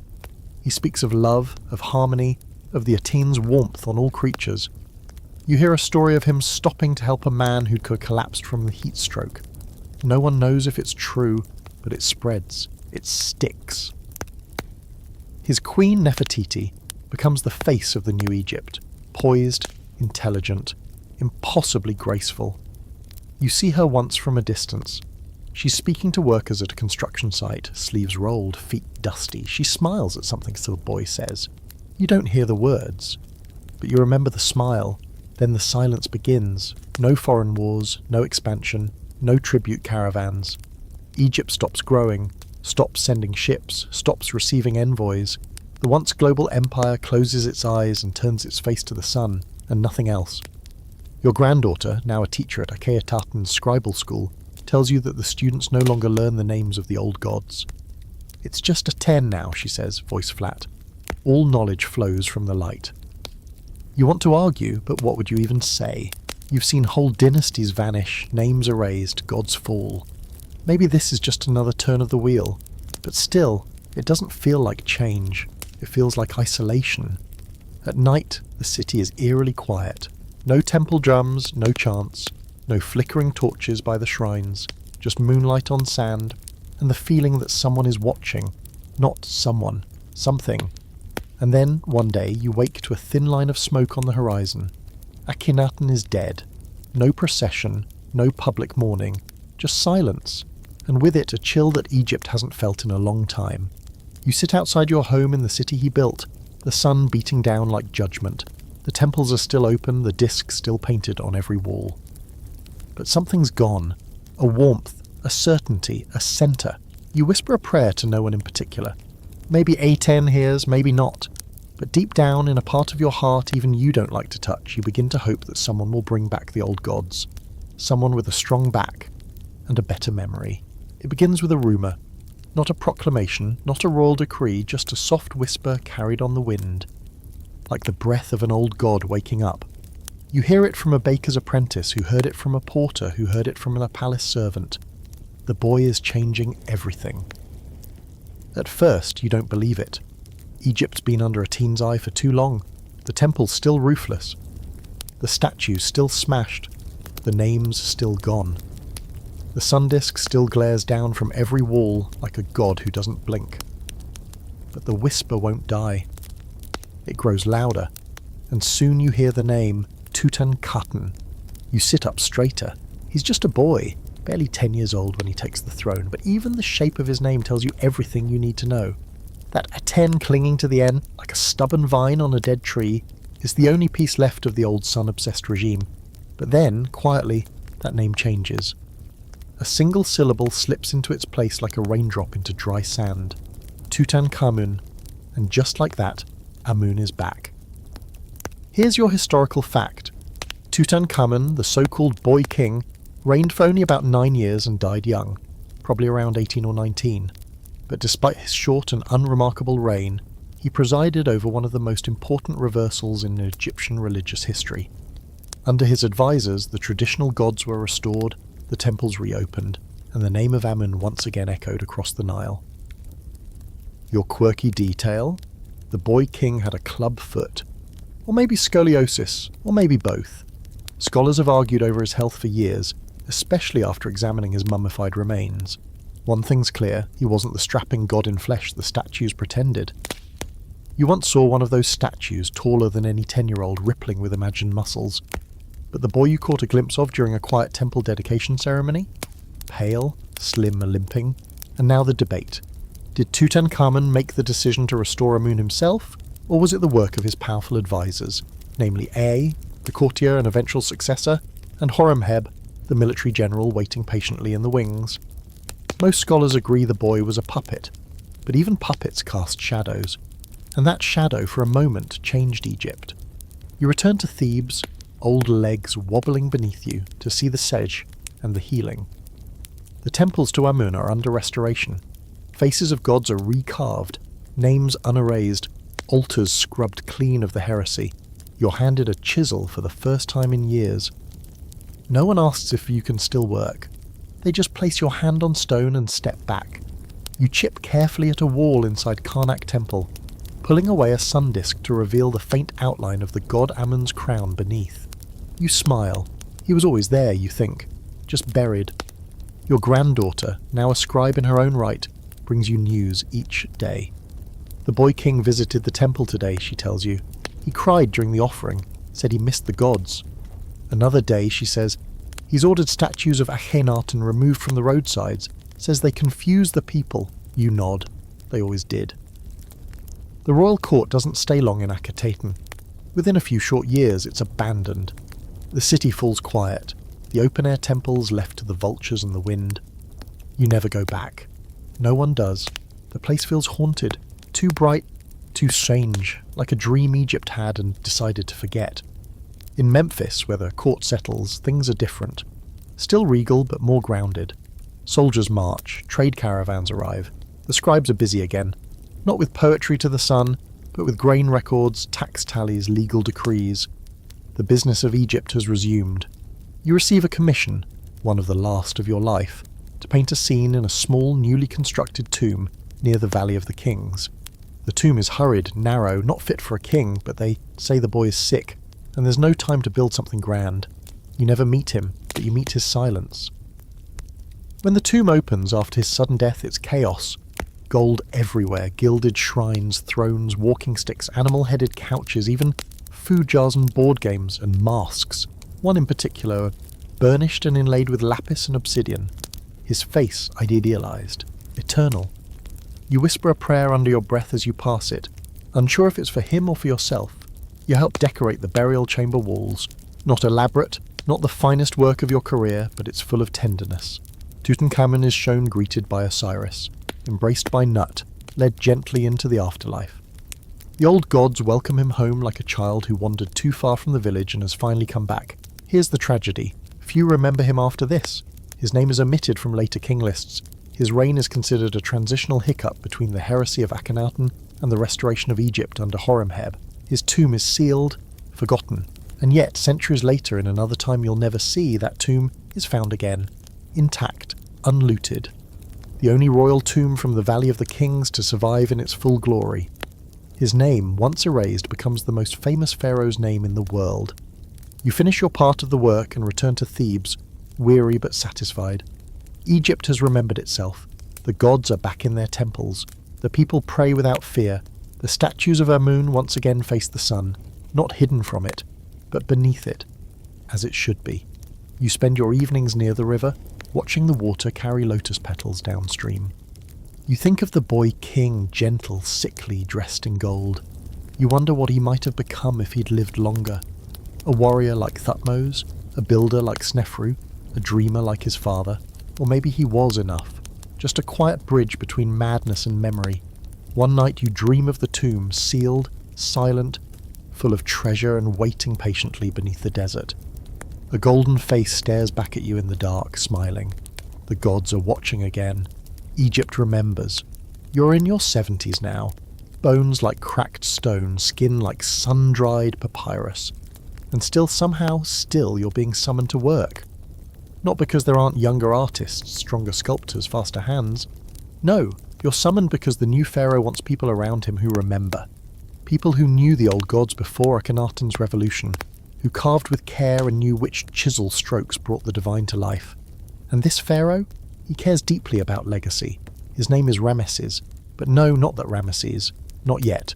This is Ramesses I, a general turned king chosen by the childless Horemheb to carry the torch forward. A short reign, but symbolic. A message. Egypt is in the hands of soldiers now, and the man who follows him, his son, Seti I, is no mere placeholder. Seti has the posture of a god and the eyes of a hawk. When you first see him, clad in military linen with his gold crown gleaming, your first thought is, finally Egypt has remembered how to strut. He doesn't waste time. Within weeks of his coronation, orders flood the temples. Restore the names, rebuild the shrines, cleanse the heresy, strike the Aten where it lingers. Seti wants to carve Egypt back into shape with the sharp edge of memory and stone. He calls himself a repeater of births. He's not just a king, he's a reboot. And you're handed a brush again. An old man in a world roaring back to life there. Your historical fact, Seti I ruled during the 19th dynasty and ushering in a true renaissance of religious and artistic culture following the upheaval of the Amarna period. He reconquered rebellious territories in Canaan and Syria, stabilized Egypt's foreign borders, and most famously began constructing one of the most stunning temples Egypt had ever seen, Abydos. Your weird, delightful tidbit? In the Temple of Abydos, Seti ordered a massive king list carved, a chronological record of past rulers. But notably, he skips over Hatshepsut, Akhenaten, Smenkhkare, and Tutankhamun, as if pretending they never existed might undo their disruptions. You helped polish that wall. You didn't argue. But before they carved over it, you scratched Hatshepsut's cartouche into a spare ostracon and tucked it behind a stone pillar. Not to be found, just to be remembered. Abydos becomes your last great project.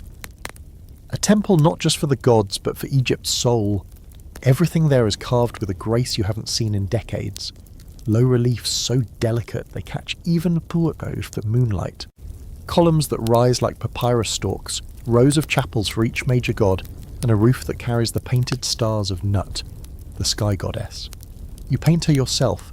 You lie on scaffolding for hours, eyes stinging with pigment dust, filling in her deep blue skin with silver constellations. You whisper to her as you work, "Watch over us, we're trying." Seti is often away, off campaigning, reclaiming cities that are dared to declare independence during the chaos. He's a war pharaoh, but one with a poet's taste. You hear tales of how he personally studies battle maps and art commissions with equal intensity. You believe it. His temple is evidence. This isn't just propaganda, and it's art. The kind that almost makes you forget about your knees. The debate among modern scholars. Was Seti I simply cleaning up the mess left by Akhenaten and the boy kings, or was he trying to reshape the image of kingship itself? Some argue that his temple at Abydos wasn't just about piety. It was about creating a model of cosmic order, a theological statement in stone, a reset button for the entire kingdom. Either way, it's working. The gods are back in their niches, offerings are flowing again, and Egypt's name carries weight in foreign lands once more. You overhear scribes translating letters from Babylon and Hatti. The tone is respectful now. No longer, "Where are the gold statues you owe us?" Now it's, "We greet the King of Kings." Back home in Thebes, you catch wind of a new prince rising. Ramesses the son of Seti, already commanding armies in his teens. They say he's bold, charismatic, obsessed with being remembered. You smile. He sounds like Egypt in human form, but for now the country belongs to Seti. And to you, in a small way, you're called master of the old scripts by the young artisans who crowd around your bench at the end of each day. You teach them how to curve the falcon's wing just right, how to make a lotus look like it's dancing, how to carve the eye of Ra so it actually feels like it's watching you. One of the boys asks you, "Were you there when the gods went away?" You nod. And when they came back? He stares at you like you've walked out of a myth. You don't correct him. One afternoon, Seti himself visits the site. You don't expect him to notice you, an old man half covered in pigment dust and muttering to his own brush. But he stops, watches, then asks what you're working on. You show him, Nut's arching figure above the doorway to Osiris's chapel. He tilts his head and smiles. "Beautiful," he says. "Make her weep stars," and walks away. You can die happy after that, not that you're in a rush. The temple nears completion. The city pulses with life. The markets are full again. The shrines hum with chants, and even the cats walk with swagger. You sit in the colonnade courtyard, sun on your face, listening to a harpist sing of Ra's morning voyage. The notes blur with the sound of hammering, carving, laughter. Egypt is loud again. That night you dream of a staircase stretching into the sky, familiar but taller than Djoser's. On each step a king stands, hands clasped, eyes fixed forward. At the top a woman waits with arms wide and a crooked smile. It's Hatshepsut. Of course it is. Behind her, a boy with a golden mask, a hawk-headed god, and a sun disk with hands all nod as you approach. You wake up smiling. Not because you're ready, but because Egypt, for all its upheavals and silences, always climbs back into the light. And somehow so do you. The thing about legends is that you usually don't realise you're living through one until it's already carved in stone. And this one, this one's being carved everywhere. On colossi, on temples, on obelisks, on things so large they have to be invented just to hold the name of one man. Ramesses the Great. That's what they're already calling him, even in his early reign. Usa Matra Seta Penre Ramesses Meriamun. It takes longer to recite than to build a small shrine, but the message is simple. This is Egypt's golden child, and he's here to make sure you never forget him. You've seen kings before, dozens, maybe more, but none like Ramesses. He doesn't just rule, he performs. He doesn't walk, he strides. You see him in the processions, towering above his guards, his chin high, his gaze scanning the crowd like he's already imagining where the statue will go once this moment is immortalised. And sure enough, a week later, there's a block of limestone with that same moment sketched out, waiting to be turned into eternity. You're not in the workshops anymore. Your hands have curled inward, joints stiff with time, but your mind is still sharp. They keep you around as an advisor now, a storyteller, a relic with a memory better than any scroll. You sit under awnings with young apprentices clustered around you, teaching them how to balance divinity and anatomy, how to draw a god so lifelike it might blink when you turn away. And of course, most of what you're sketching now is him. Here's your historical fact. Ramesses II ruled for 66 years, the second longest reign of any pharaoh in Egyptian history. He expanded Egypt's borders, built more monuments than any king before or after him, and left such a deep mark on the land that for centuries after, when later Egyptians thought of pharaoh, they meant him. Your quirky fact, Ramesses had nearly 100 children. Yes, really. Between queens, concubines, and whoever else made eye contact too long, the man practically turned the palace into a preschool. His most beloved queen was Nefertari, and he built her a tomb in the Valley of the Queens that looks like the gods themselves painted it. You've seen it. You helped mix pigments for the ceiling, dark blue spangled with gold stars, more sky than roof. And the eternal debate, was Ramesses II as great as he claimed, or just a master of spin? Some say he inherited much of the stability and empire from his father Seti I and simply rode the wave. Others argue that his charm, stamina and relentless building truly revitalised Egypt. He was certainly loud about it. Every monument bears his name. Sometimes he even recarved older ones to claim them as his own. You once found a statue of Thutmose III with Ramesses' name plastered right over the knees. Subtle, but no moment defines his reign more than the Battle of Kadesh. You hear the tale 100 times, each one louder and more dramatic than the last. The short version? Ramesses leads his army into Canaan to face the Hittites, those muscular, chariot-loving northerners with iron weapons and excellent hair. They ambush him near Kadesh. His army is split, his men panic, and Ramesses, he charges alone into the fray and turns the tide single-handedly. At least that's his version. You've helped decorate no fewer than 7 temple walls with that story. You've carved scenes of Ramesses pulling back his bow while chariots topple behind him, Hittite soldiers running like ants before a sandstorm. It's a good story, probably exaggerated, almost definitely, but it feels true, which is half the point in Egypt. The real truth? The battle ends in a draw, neither side wins decisively, but the Hittites and Egyptians eventually sign one of the first known peace treaties in human history. You get your hands on a copy, not the real one of course, just a temple-translated version. Still, it's poetic. Ramesses brags, the Hittites brag, but at the end of the scroll, the two great powers agree to stop throwing spears and start exchanging daughters. Back home, Ramesses begins his true passion project, Ramesseum, his mortuary temple. Not just a house for the dead, but a billboard for eternity. You're called to consult on the iconography. You point out that maybe 12 statues of him on one wall is overkill. The overseer laughs, then adds a 13th. Then comes the big one, Abu Simbel. Even in old age, you drag yourself south to see it. 2 colossi of Ramesses seated on a throne, carved directly into the cliff face, gazing down over the Nile like twin gods. Each is over 60 feet tall. You stand in their shadow and feel like a grain of sand in Ra's hourglass. And inside, a hyperstyle hall lined with more statues of Ramesses, standing this time striding toward divinity. Even the gods themselves, Ra-Harakti, Ptah, Amun, stand beside him like peers, not masters. You shake your head, more amused than outraged. He's not pretending to be a god, you mutter. He just decided he always was. Still, you admire it. The ambition, the scale, the audacity. He's not subtle, no, but he's effective. Egypt is rich again. Peaceful, respected. The tomb workers are paid. The Nile flows fat and steady. Foreign kings write letters addressed not to Pharaoh, but to Ramesses the Great. You hear that one Babylonian ruler sent him a necklace made entirely of rubies. Ramesses returned the favour with an entire obelisk. And yet time creeps in, you attend the funeral of Nefertari, the queen you never knew but somehow always loved from here. Her tomb is a masterpiece full of colour and tenderness. Ramesses is there too, standing silent in the painted corridor, his hand resting on the wall as if it still holds her warmth. You don't speak to him, but you understand him for once, as a man. The decades pass. Ramesses doesn't slow. You do. You move with a cane now, your hearing faded, your sight dim, but the temples still echo with your voice, your lines, your brushstrokes. You begin teaching a great-grandson to carve.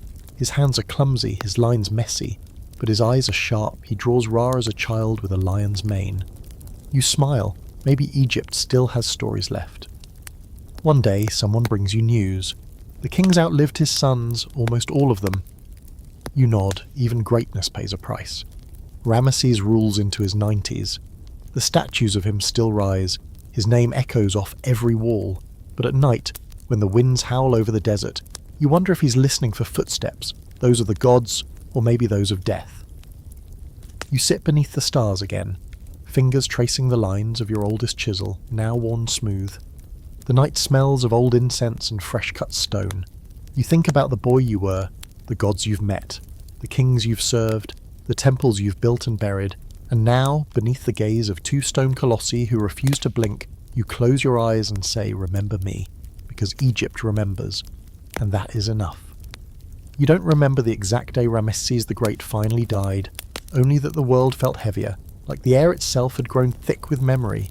He was always there, a figure carved into every wall, a voice in every temple hymn, a face smiling down from colossi so large they made mountains look shy. For nearly 70 years, Egypt had lived under his shadow. Now, the sun falls on his empty throne, and no one quite knows how to stand in the light. They bury him in the Valley of the Kings, of course, deep in a grand tomb, its corridors wrapped in stars and spells, its walls whispering promises of immortality. You're too frail to make the journey, but your great-grandson goes and brings back a sliver of ochre from the tomb floor. You press it between your fingers, still warm. His son, Amenhotep, the 13th of Ramesses' children to survive, is old himself when he inherits the crown. He wears the double crown with dignity, but not glory. The sparkle that once filled Egypt's courts has dulled. You can feel it. The monuments still stand, the temples still echo with praise, but the crowds are thinner. The gold doesn't shine as hard. The wind whistles through doorways where once the laughter of priests and dancers rang. Your historical fact. Amenhotep's reign is marked less by splendour than by defence. He fights off Libyan invasions and keeps the borders intact, but it's clear. Egypt is no longer rising. It's holding its ground. Suvimwat. And that's a different kind of strength. Your odd fact? One of the earliest known references to Israel is found in Amenhotep's Victory Stela, tucked near the bottom. He lists the peoples he's defeated, including Israel is laid waste, its seed is no more. Whether this is fact or typical pharaonic bragging, no one knows. You never even noticed it when helping polish the final lines. You were more focused on how the stone had cracked, like it knew it was bearing more than just words. Now for the scholarly chaos. Did Ramesses' endless building projects drain Egypt's economy? Was his long reign a blessing or a bottleneck? Some argue that the sheer length of his time on the throne delayed the inevitable, prevented younger rulers from rising and adapting to a changing world. Others say he bought Egypt decades of peace and prosperity. You say both are true.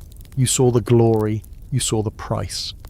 In the streets, people talk less of temples and more of grain. There's famine in parts of the land now, shortages that make the bread thin and the beer bitter.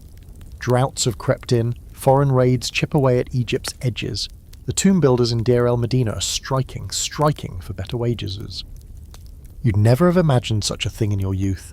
A man refusing to carve a god's image because his pantry is empty, and yet here it is.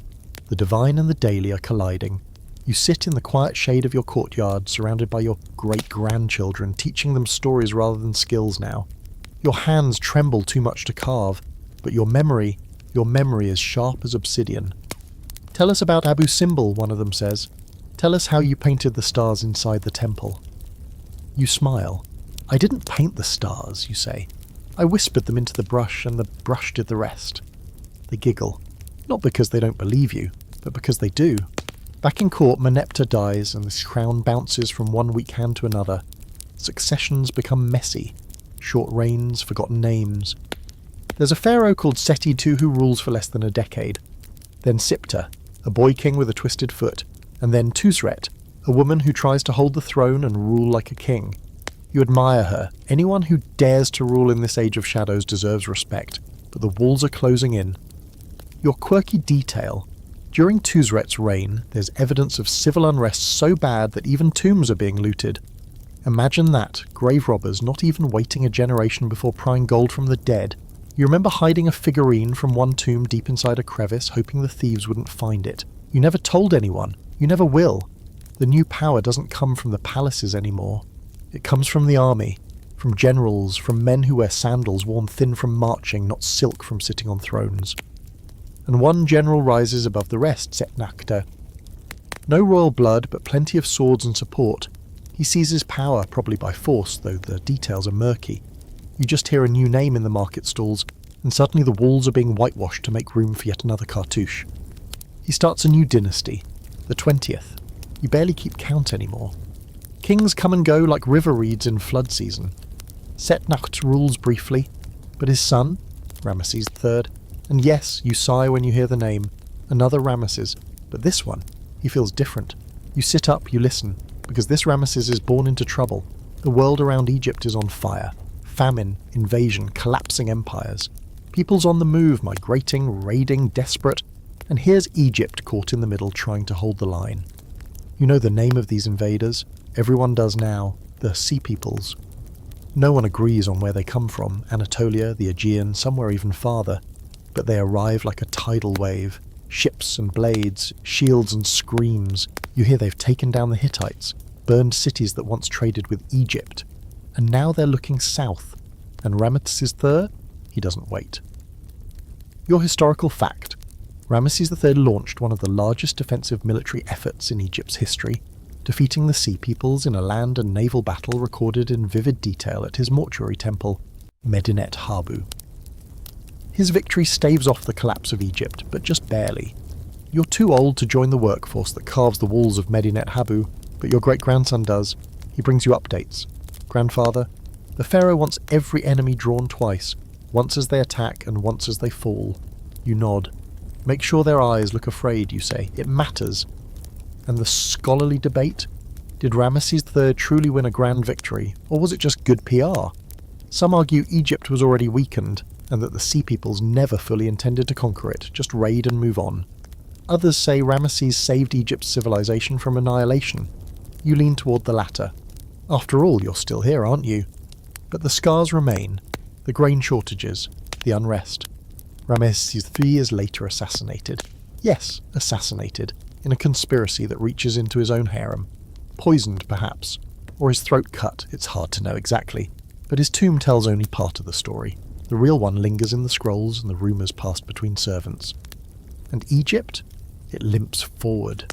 The temples still stand, the gods still smile from their alcoves. But there's a quiet desperation behind the chants now. The Nile floods, but not always well. The tombs are poorer. The builders grumble more than they sing.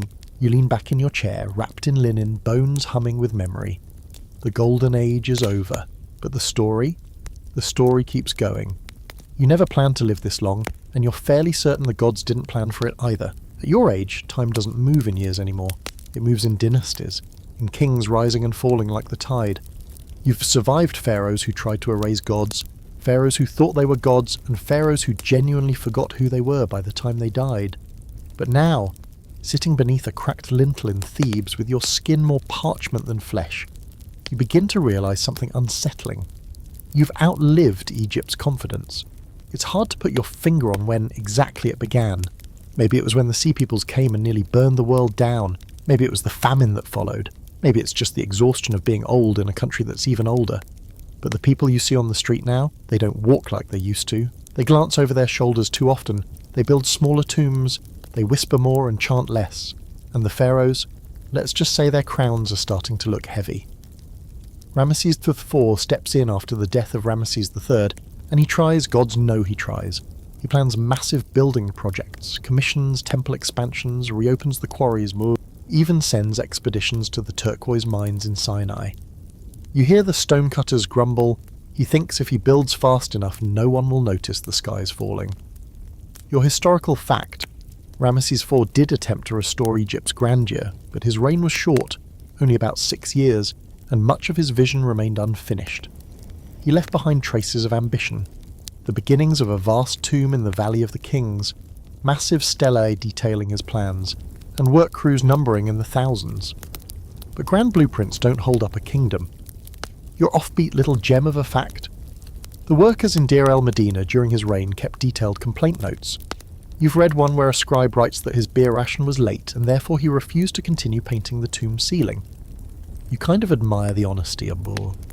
You've stopped more than one job in your time for worse reasons, like a chipped brush or a bruised ego, and the question scholars love to gnaw on. Were the later Ramesside kings just riding the coattails of Ramesses, or was Egypt genuinely in slow collapse? You've lived through enough dear reigns now to suspect it's not one or the other. It's more like a gradual unwinding, a fraying at the edge of the linen, one tug at a time. After Ramesses IV, the crown passes down like a poorly wrapped gift. Ramesses IV, barely on the throne long enough to warm the seat, dies of what people whisper might be smallpox.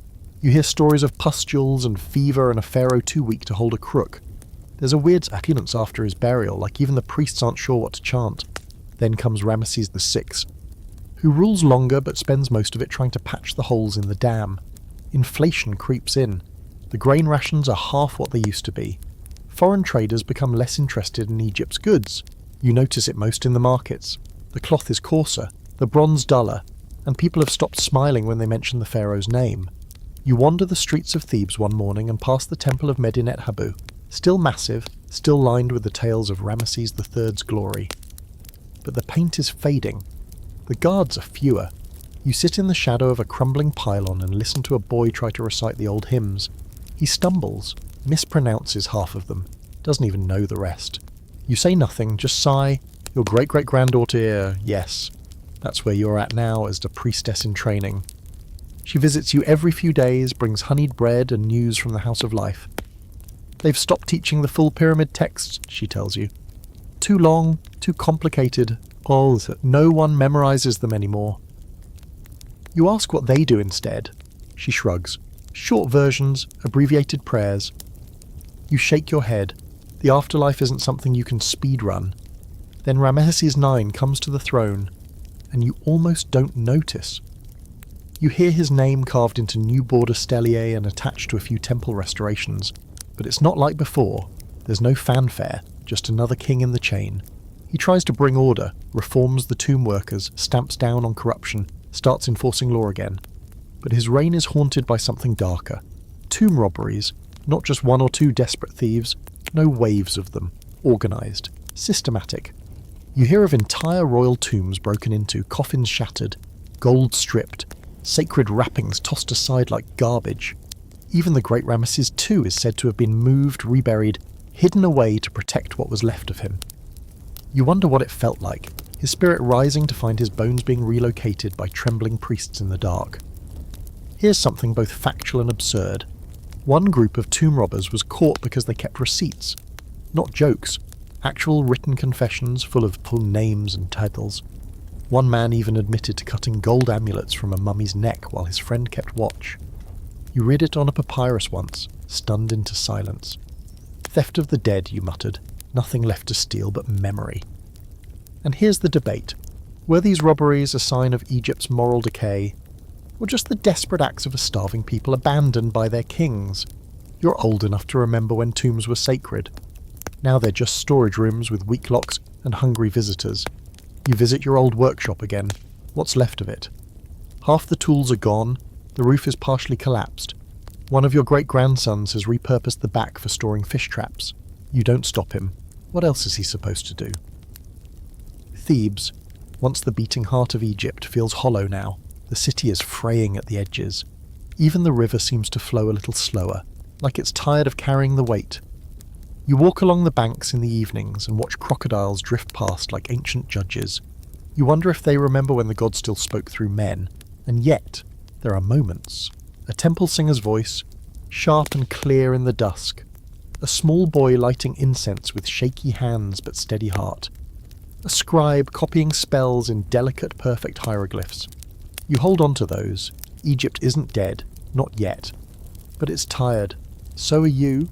You sit in your doorway and let the sun fall across your lap, eyes closed, listening to the wind.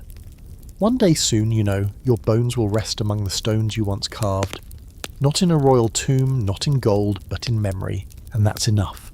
Because even now, with the empire trembling and the tombs broken and the gods quiet, Egypt remembers, and you are part of it. You wake one morning to find the sky too bright. Not in a cheerful way, there's no joy in it, but like the gods have drawn back the veil and are letting you see Egypt exactly as it is, exposed, brittle, aching under its own age. You sit up slowly, your joints arguing every movement, and the silence feels louder than usual. A strange thing happens when a civilization begins to fade. It doesn't scream, it whispers. Thebes is still here, technically. So are the temples, the statues, the avenues of sphinxes. But they've stopped growing. The tools are still out, but no one's building anymore. They're maintaining, dusting, patching cracks. You know that look. The difference between something alive and something merely preserved. You used to feel it in tombs. Now it's in the streets. The throne passes again, from one Ramesses to another, Ramesses X, then Ramesses XI. The names blur together like ink on damp papyrus. No one really expects anything from them anymore. The royal house has thinned, their authority reduced to hollow gestures and temple ceremonies that feel more like theatre than faith. The pharaoh still wears the double crown, but fewer people bow when he walks by. You've lived through the glory of Egypt's apex, and now you're watching it settle into exhaustion. Your historical fact: by the time of Ramesses XI, Egypt's central government had fractured. The pharaoh ruled in name only, while local rulers and high priests, especially in Thebes, exerted true power. The country was effectively split in two: Lower Egypt controlled by the pharaoh's court, Upper Egypt governed by the high priests of Amun.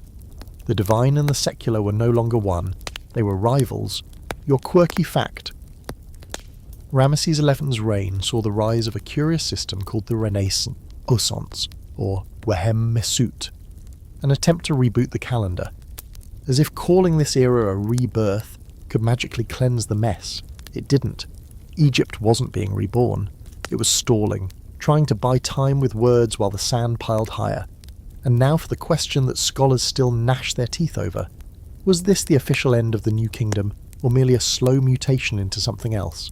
Some say it's a collapse, others say it's a transformation, a necessary shift as the world outside changed. You've stopped choosing sides. All you know is that Egypt doesn't feel like an empire anymore. It feels like a story someone's still telling out of habit. Your great-great-great-grandson, gods, how did you get so many of those, brings you reports from the temple where he now serves as a scribe. The high priest Herihor is giving orders like he's king, he says. People obey him more than the pharaoh. You nod. It's not news. It's a pattern. You've seen this before, when generals rise, when priests tighten their grip, when kings pretend not to notice. Thebes becomes a city of priests. The temple of Karnak swells with bureaucracy, its hallways echoing with chants that sound more like bank transactions than prayers. Offerings are counted, inventories taken, land registered. Amun's temples own more grain than some gnomes. The priesthood has become a kingdom unto itself.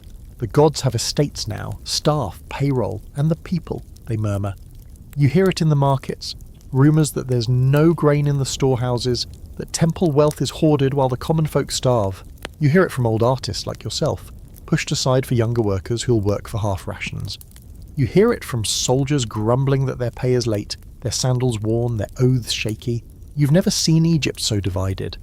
Not just politically, but spiritually. There's no centre anymore. No great king whose face beams from cliff walls. No unifying war. No new pyramid or temple rising from the dust to rally the people's awe. The Nile still flows, sure, but it no longer feels like it's carrying hope, just silt. Your bones have begun whispering to you. Soft warnings. They say it won't be long now. So you return to your favourite place, Deir el-Bahari, the temple of Hatshepsut, the one that feels more like memory than stone. You sit beneath the columns, tracing the grooves of your own early carvings with shaking fingers. The sun hits the western cliffs and you feel it warm your skin for what might be the last time. "I was here when she ruled," you tell a passing guard. He gives you a polite nod, clearly not believing a word of it. You chuckle. That's fine. You don't need to be believed. You just need to be remembered. One day, someone mentions a general named Smendes rising in Lower Egypt, and you barely flinch. Of course there's a general. There's always a general. And once Ramesses XI fades, it's Smendes who will take the throne, beginning the 21st Dynasty and ending the New Kingdom for good. But that hasn't happened yet, not officially. Egypt is still pretending. Your great-granddaughter, bless her hands, still gentle, still precise, brings you a roll of fresh linen and wraps your legs. "They ache?" she asks. You nod. "Even the statues ache now," she smiles, "but they still stand." You lean back and look up at the sky, clear, empty. You think of Ra's bark floating across it, carrying the sun toward the western horizon. "I once carved Ra with a falcon's head so perfect," don't you murmur. "They made me do it twice." She laughs. "You've said that before." You grin. "Then it must be true." You sleep more now. The dreams come easily. Not visions exactly, just scenes. You walking the Nile as a boy. You sketching lotus petals on fresh plaster.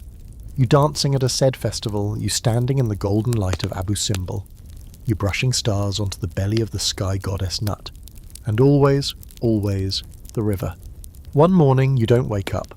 Your family buries you not in gold, not in a tomb with spells and amulets, but in a quiet niche on the western hills with a small painted scarab and a wooden carving of the god Ptah, worn smooth from your pocket. They whisper your name. They pour water on the earth. They thank you. And in the city below, Egypt moves on. Slowly, awkwardly, a little less bright, but still breathing, because even when the kingdom crumbles, even when the names fade, even when the gods go silent, Egypt remembers. And so do you. You're gone now. But Egypt, cracked, shaken, sunburnt Egypt, keeps going like an old ox that doesn't know how to lie down. The wind still blows sand through temple halls, the Nile still hums its song, and the gods? They watch, perhaps a little more distant now, perhaps a little bored, but still there, tucked into every stone carving, every whispered prayer muttered under breath between the counting of grain and the marching of soldiers. The new kingdom has ended, though no one rings a bell or rolls a scroll to announce it. It just happens, quietly. Like most endings. Smendes, yes, the general you heard about, takes over in the north, in Tanis. Egypt officially splits. The dual monarchy in name, but in truth, two rival powers. In the south, Herihor, the high priest of Amun, wears royal regalia and issues decrees like a pharaoh. The god of Thebes has become the true king, again, but you're not here to see it. Not physically, anyway. You are part of the walls now, part of the glyphs etched into temple pylons, part of the colours in Nut's belly, part of the shadows that stretch across Deir el-Bahari as the sun sets. When your descendants walk past, their fingers brush the chisel lines you left behind, and somewhere inside them, the memory of you stirs. Your historical fact, the 21st Dynasty, which follows the New Kingdom, is marked by a divided Egypt. Thebes in the south ruled by high priests, the Delta in the north by kings. Foreign influence increases, trade diminishes, and the monuments shrink. But even as the empire contracts, its spiritual and artistic traditions hang on stubborn as ever. Your quirky detail? Some of the mummies of New Kingdom pharaohs, including Ramesses III, were secretly moved by priests to hidden caches in the cliffs near Deir el-Bahari to protect them from tomb robbers. Centuries later, they were discovered all together, wrapped and labelled like items in long-term storage. Imagine the great ancients, all huddled together like dusty VIPs in a forgotten basement. And the final scholarly argument: what killed the New Kingdom? Was it climate change, invasion, economic collapse, political division, corruption? All of them, probably. Or maybe it was just time. Empires aren't eternal, they're human. And like humans, they grow old, grow tired, and eventually give way to what comes next. But what lasts is the story. And yours, oh, yours was carved deep, because for all the pharaohs who claimed they would be remembered forever, it was you, the artisan, the builder, the silent hand in the dust who made that happen. You painted their triumphs, you carved their gods, you carried their names on your back through every political shift, every famine, every war. Even now, in what scholars will one day call the Third Intermediate Period, people still cling to your work like driftwood. They look up at the faces of Osiris and Isis in the temples and feel, for a moment, that the world still has shape, but it's changing. Foreigners are coming, slowly at first. Libyans serving as mercenaries, then settling in as rulers. Nubians from the south, watching and waiting. The Assyrians are growing louder to the east. You can't see them yet, but they're coming. Still, Egypt endures. Your great-grandchildren's children still learn to read glyphs, still mix blue pigment with crushed lapis, still lay offerings at the feet of gods who now flicker more than blaze. In Tanis, the northern kings build new tombs, modest in scale, but stubborn in spirit. In Thebes, the high priests of Amun continue their rituals as if nothing's changed, even though everyone knows it has. The Nile keeps time with its floods, the temples whisper, the tombs sigh in their sleep, and you are the echo in a corridor of Karnak, the faded outline of a god's eye on a column base, the chipped corner of a stone where a boy once misspelled forever, and you quietly corrected it. You are Egypt, and Egypt remembers. As long as there is breath, as long as the Nile snakes through the desert, as long as the wind carries sand across stone, someone will stand in front of a temple wall, tilt their head, trace the carvings with reverent fingers, and wonder who made this. And maybe, just maybe, they'll speak your name, even if they never knew it, even if it's buried beneath 20 generations of silence. Because eternity isn't a golden mask, it's being remembered, so you made it. Through the birth cries of a kingdom pulled from Nile silt, through dynasties stacked like bricks in a never-ending pyramid, through droughts and wars and gods who rose, fell, and rose again like the sun, you survived the chaos of creation. The swagger of golden kings, the whispers of heresy, and the long, sighing twilight that swallowed the new kingdom like a desert storm rolling in from nowhere. You've been a farmer, a builder, a stonecutter, a scribe, a grandfather, a ghost. You've knelt in temple shadows and stood in the sun's full fury. You've danced at said festivals and hid from tomb robbers. You've worshipped Amun, Aten, Osiris, and maybe even your own memory by the end. You've walked every stone of this empire, from Saqqara's broken steps to Abu Simbel's towering gaze, and every moment you've carved into your skin. And now, the empire's no longer an empire. It's a memory wearing a crown. But memory is a powerful thing, because Egypt doesn't die, it reinvents, it fractures and reforms. Foreigners will come, Libyans, Nubians, Assyrians, Persians, Greeks, Romans. They'll wear the double crown, they'll claim the throne, they'll speak of Isis and Horus and Ra like they belong here. Some will even build temples in the old gods' names, trying to borrow some of Egypt's permanence. But Egypt doesn't give it away easily, because Egypt isn't a king, it's a language carved into stone. It's a prayer carried on the wind. It's a river that forgets nothing. And as long as someone stands before a temple wall at dusk, watching the stone flicker gold in the last light, wondering who once stood there with chisel in hand and dust in their lungs, Egypt breathes again, and so do you. Sweet dreams.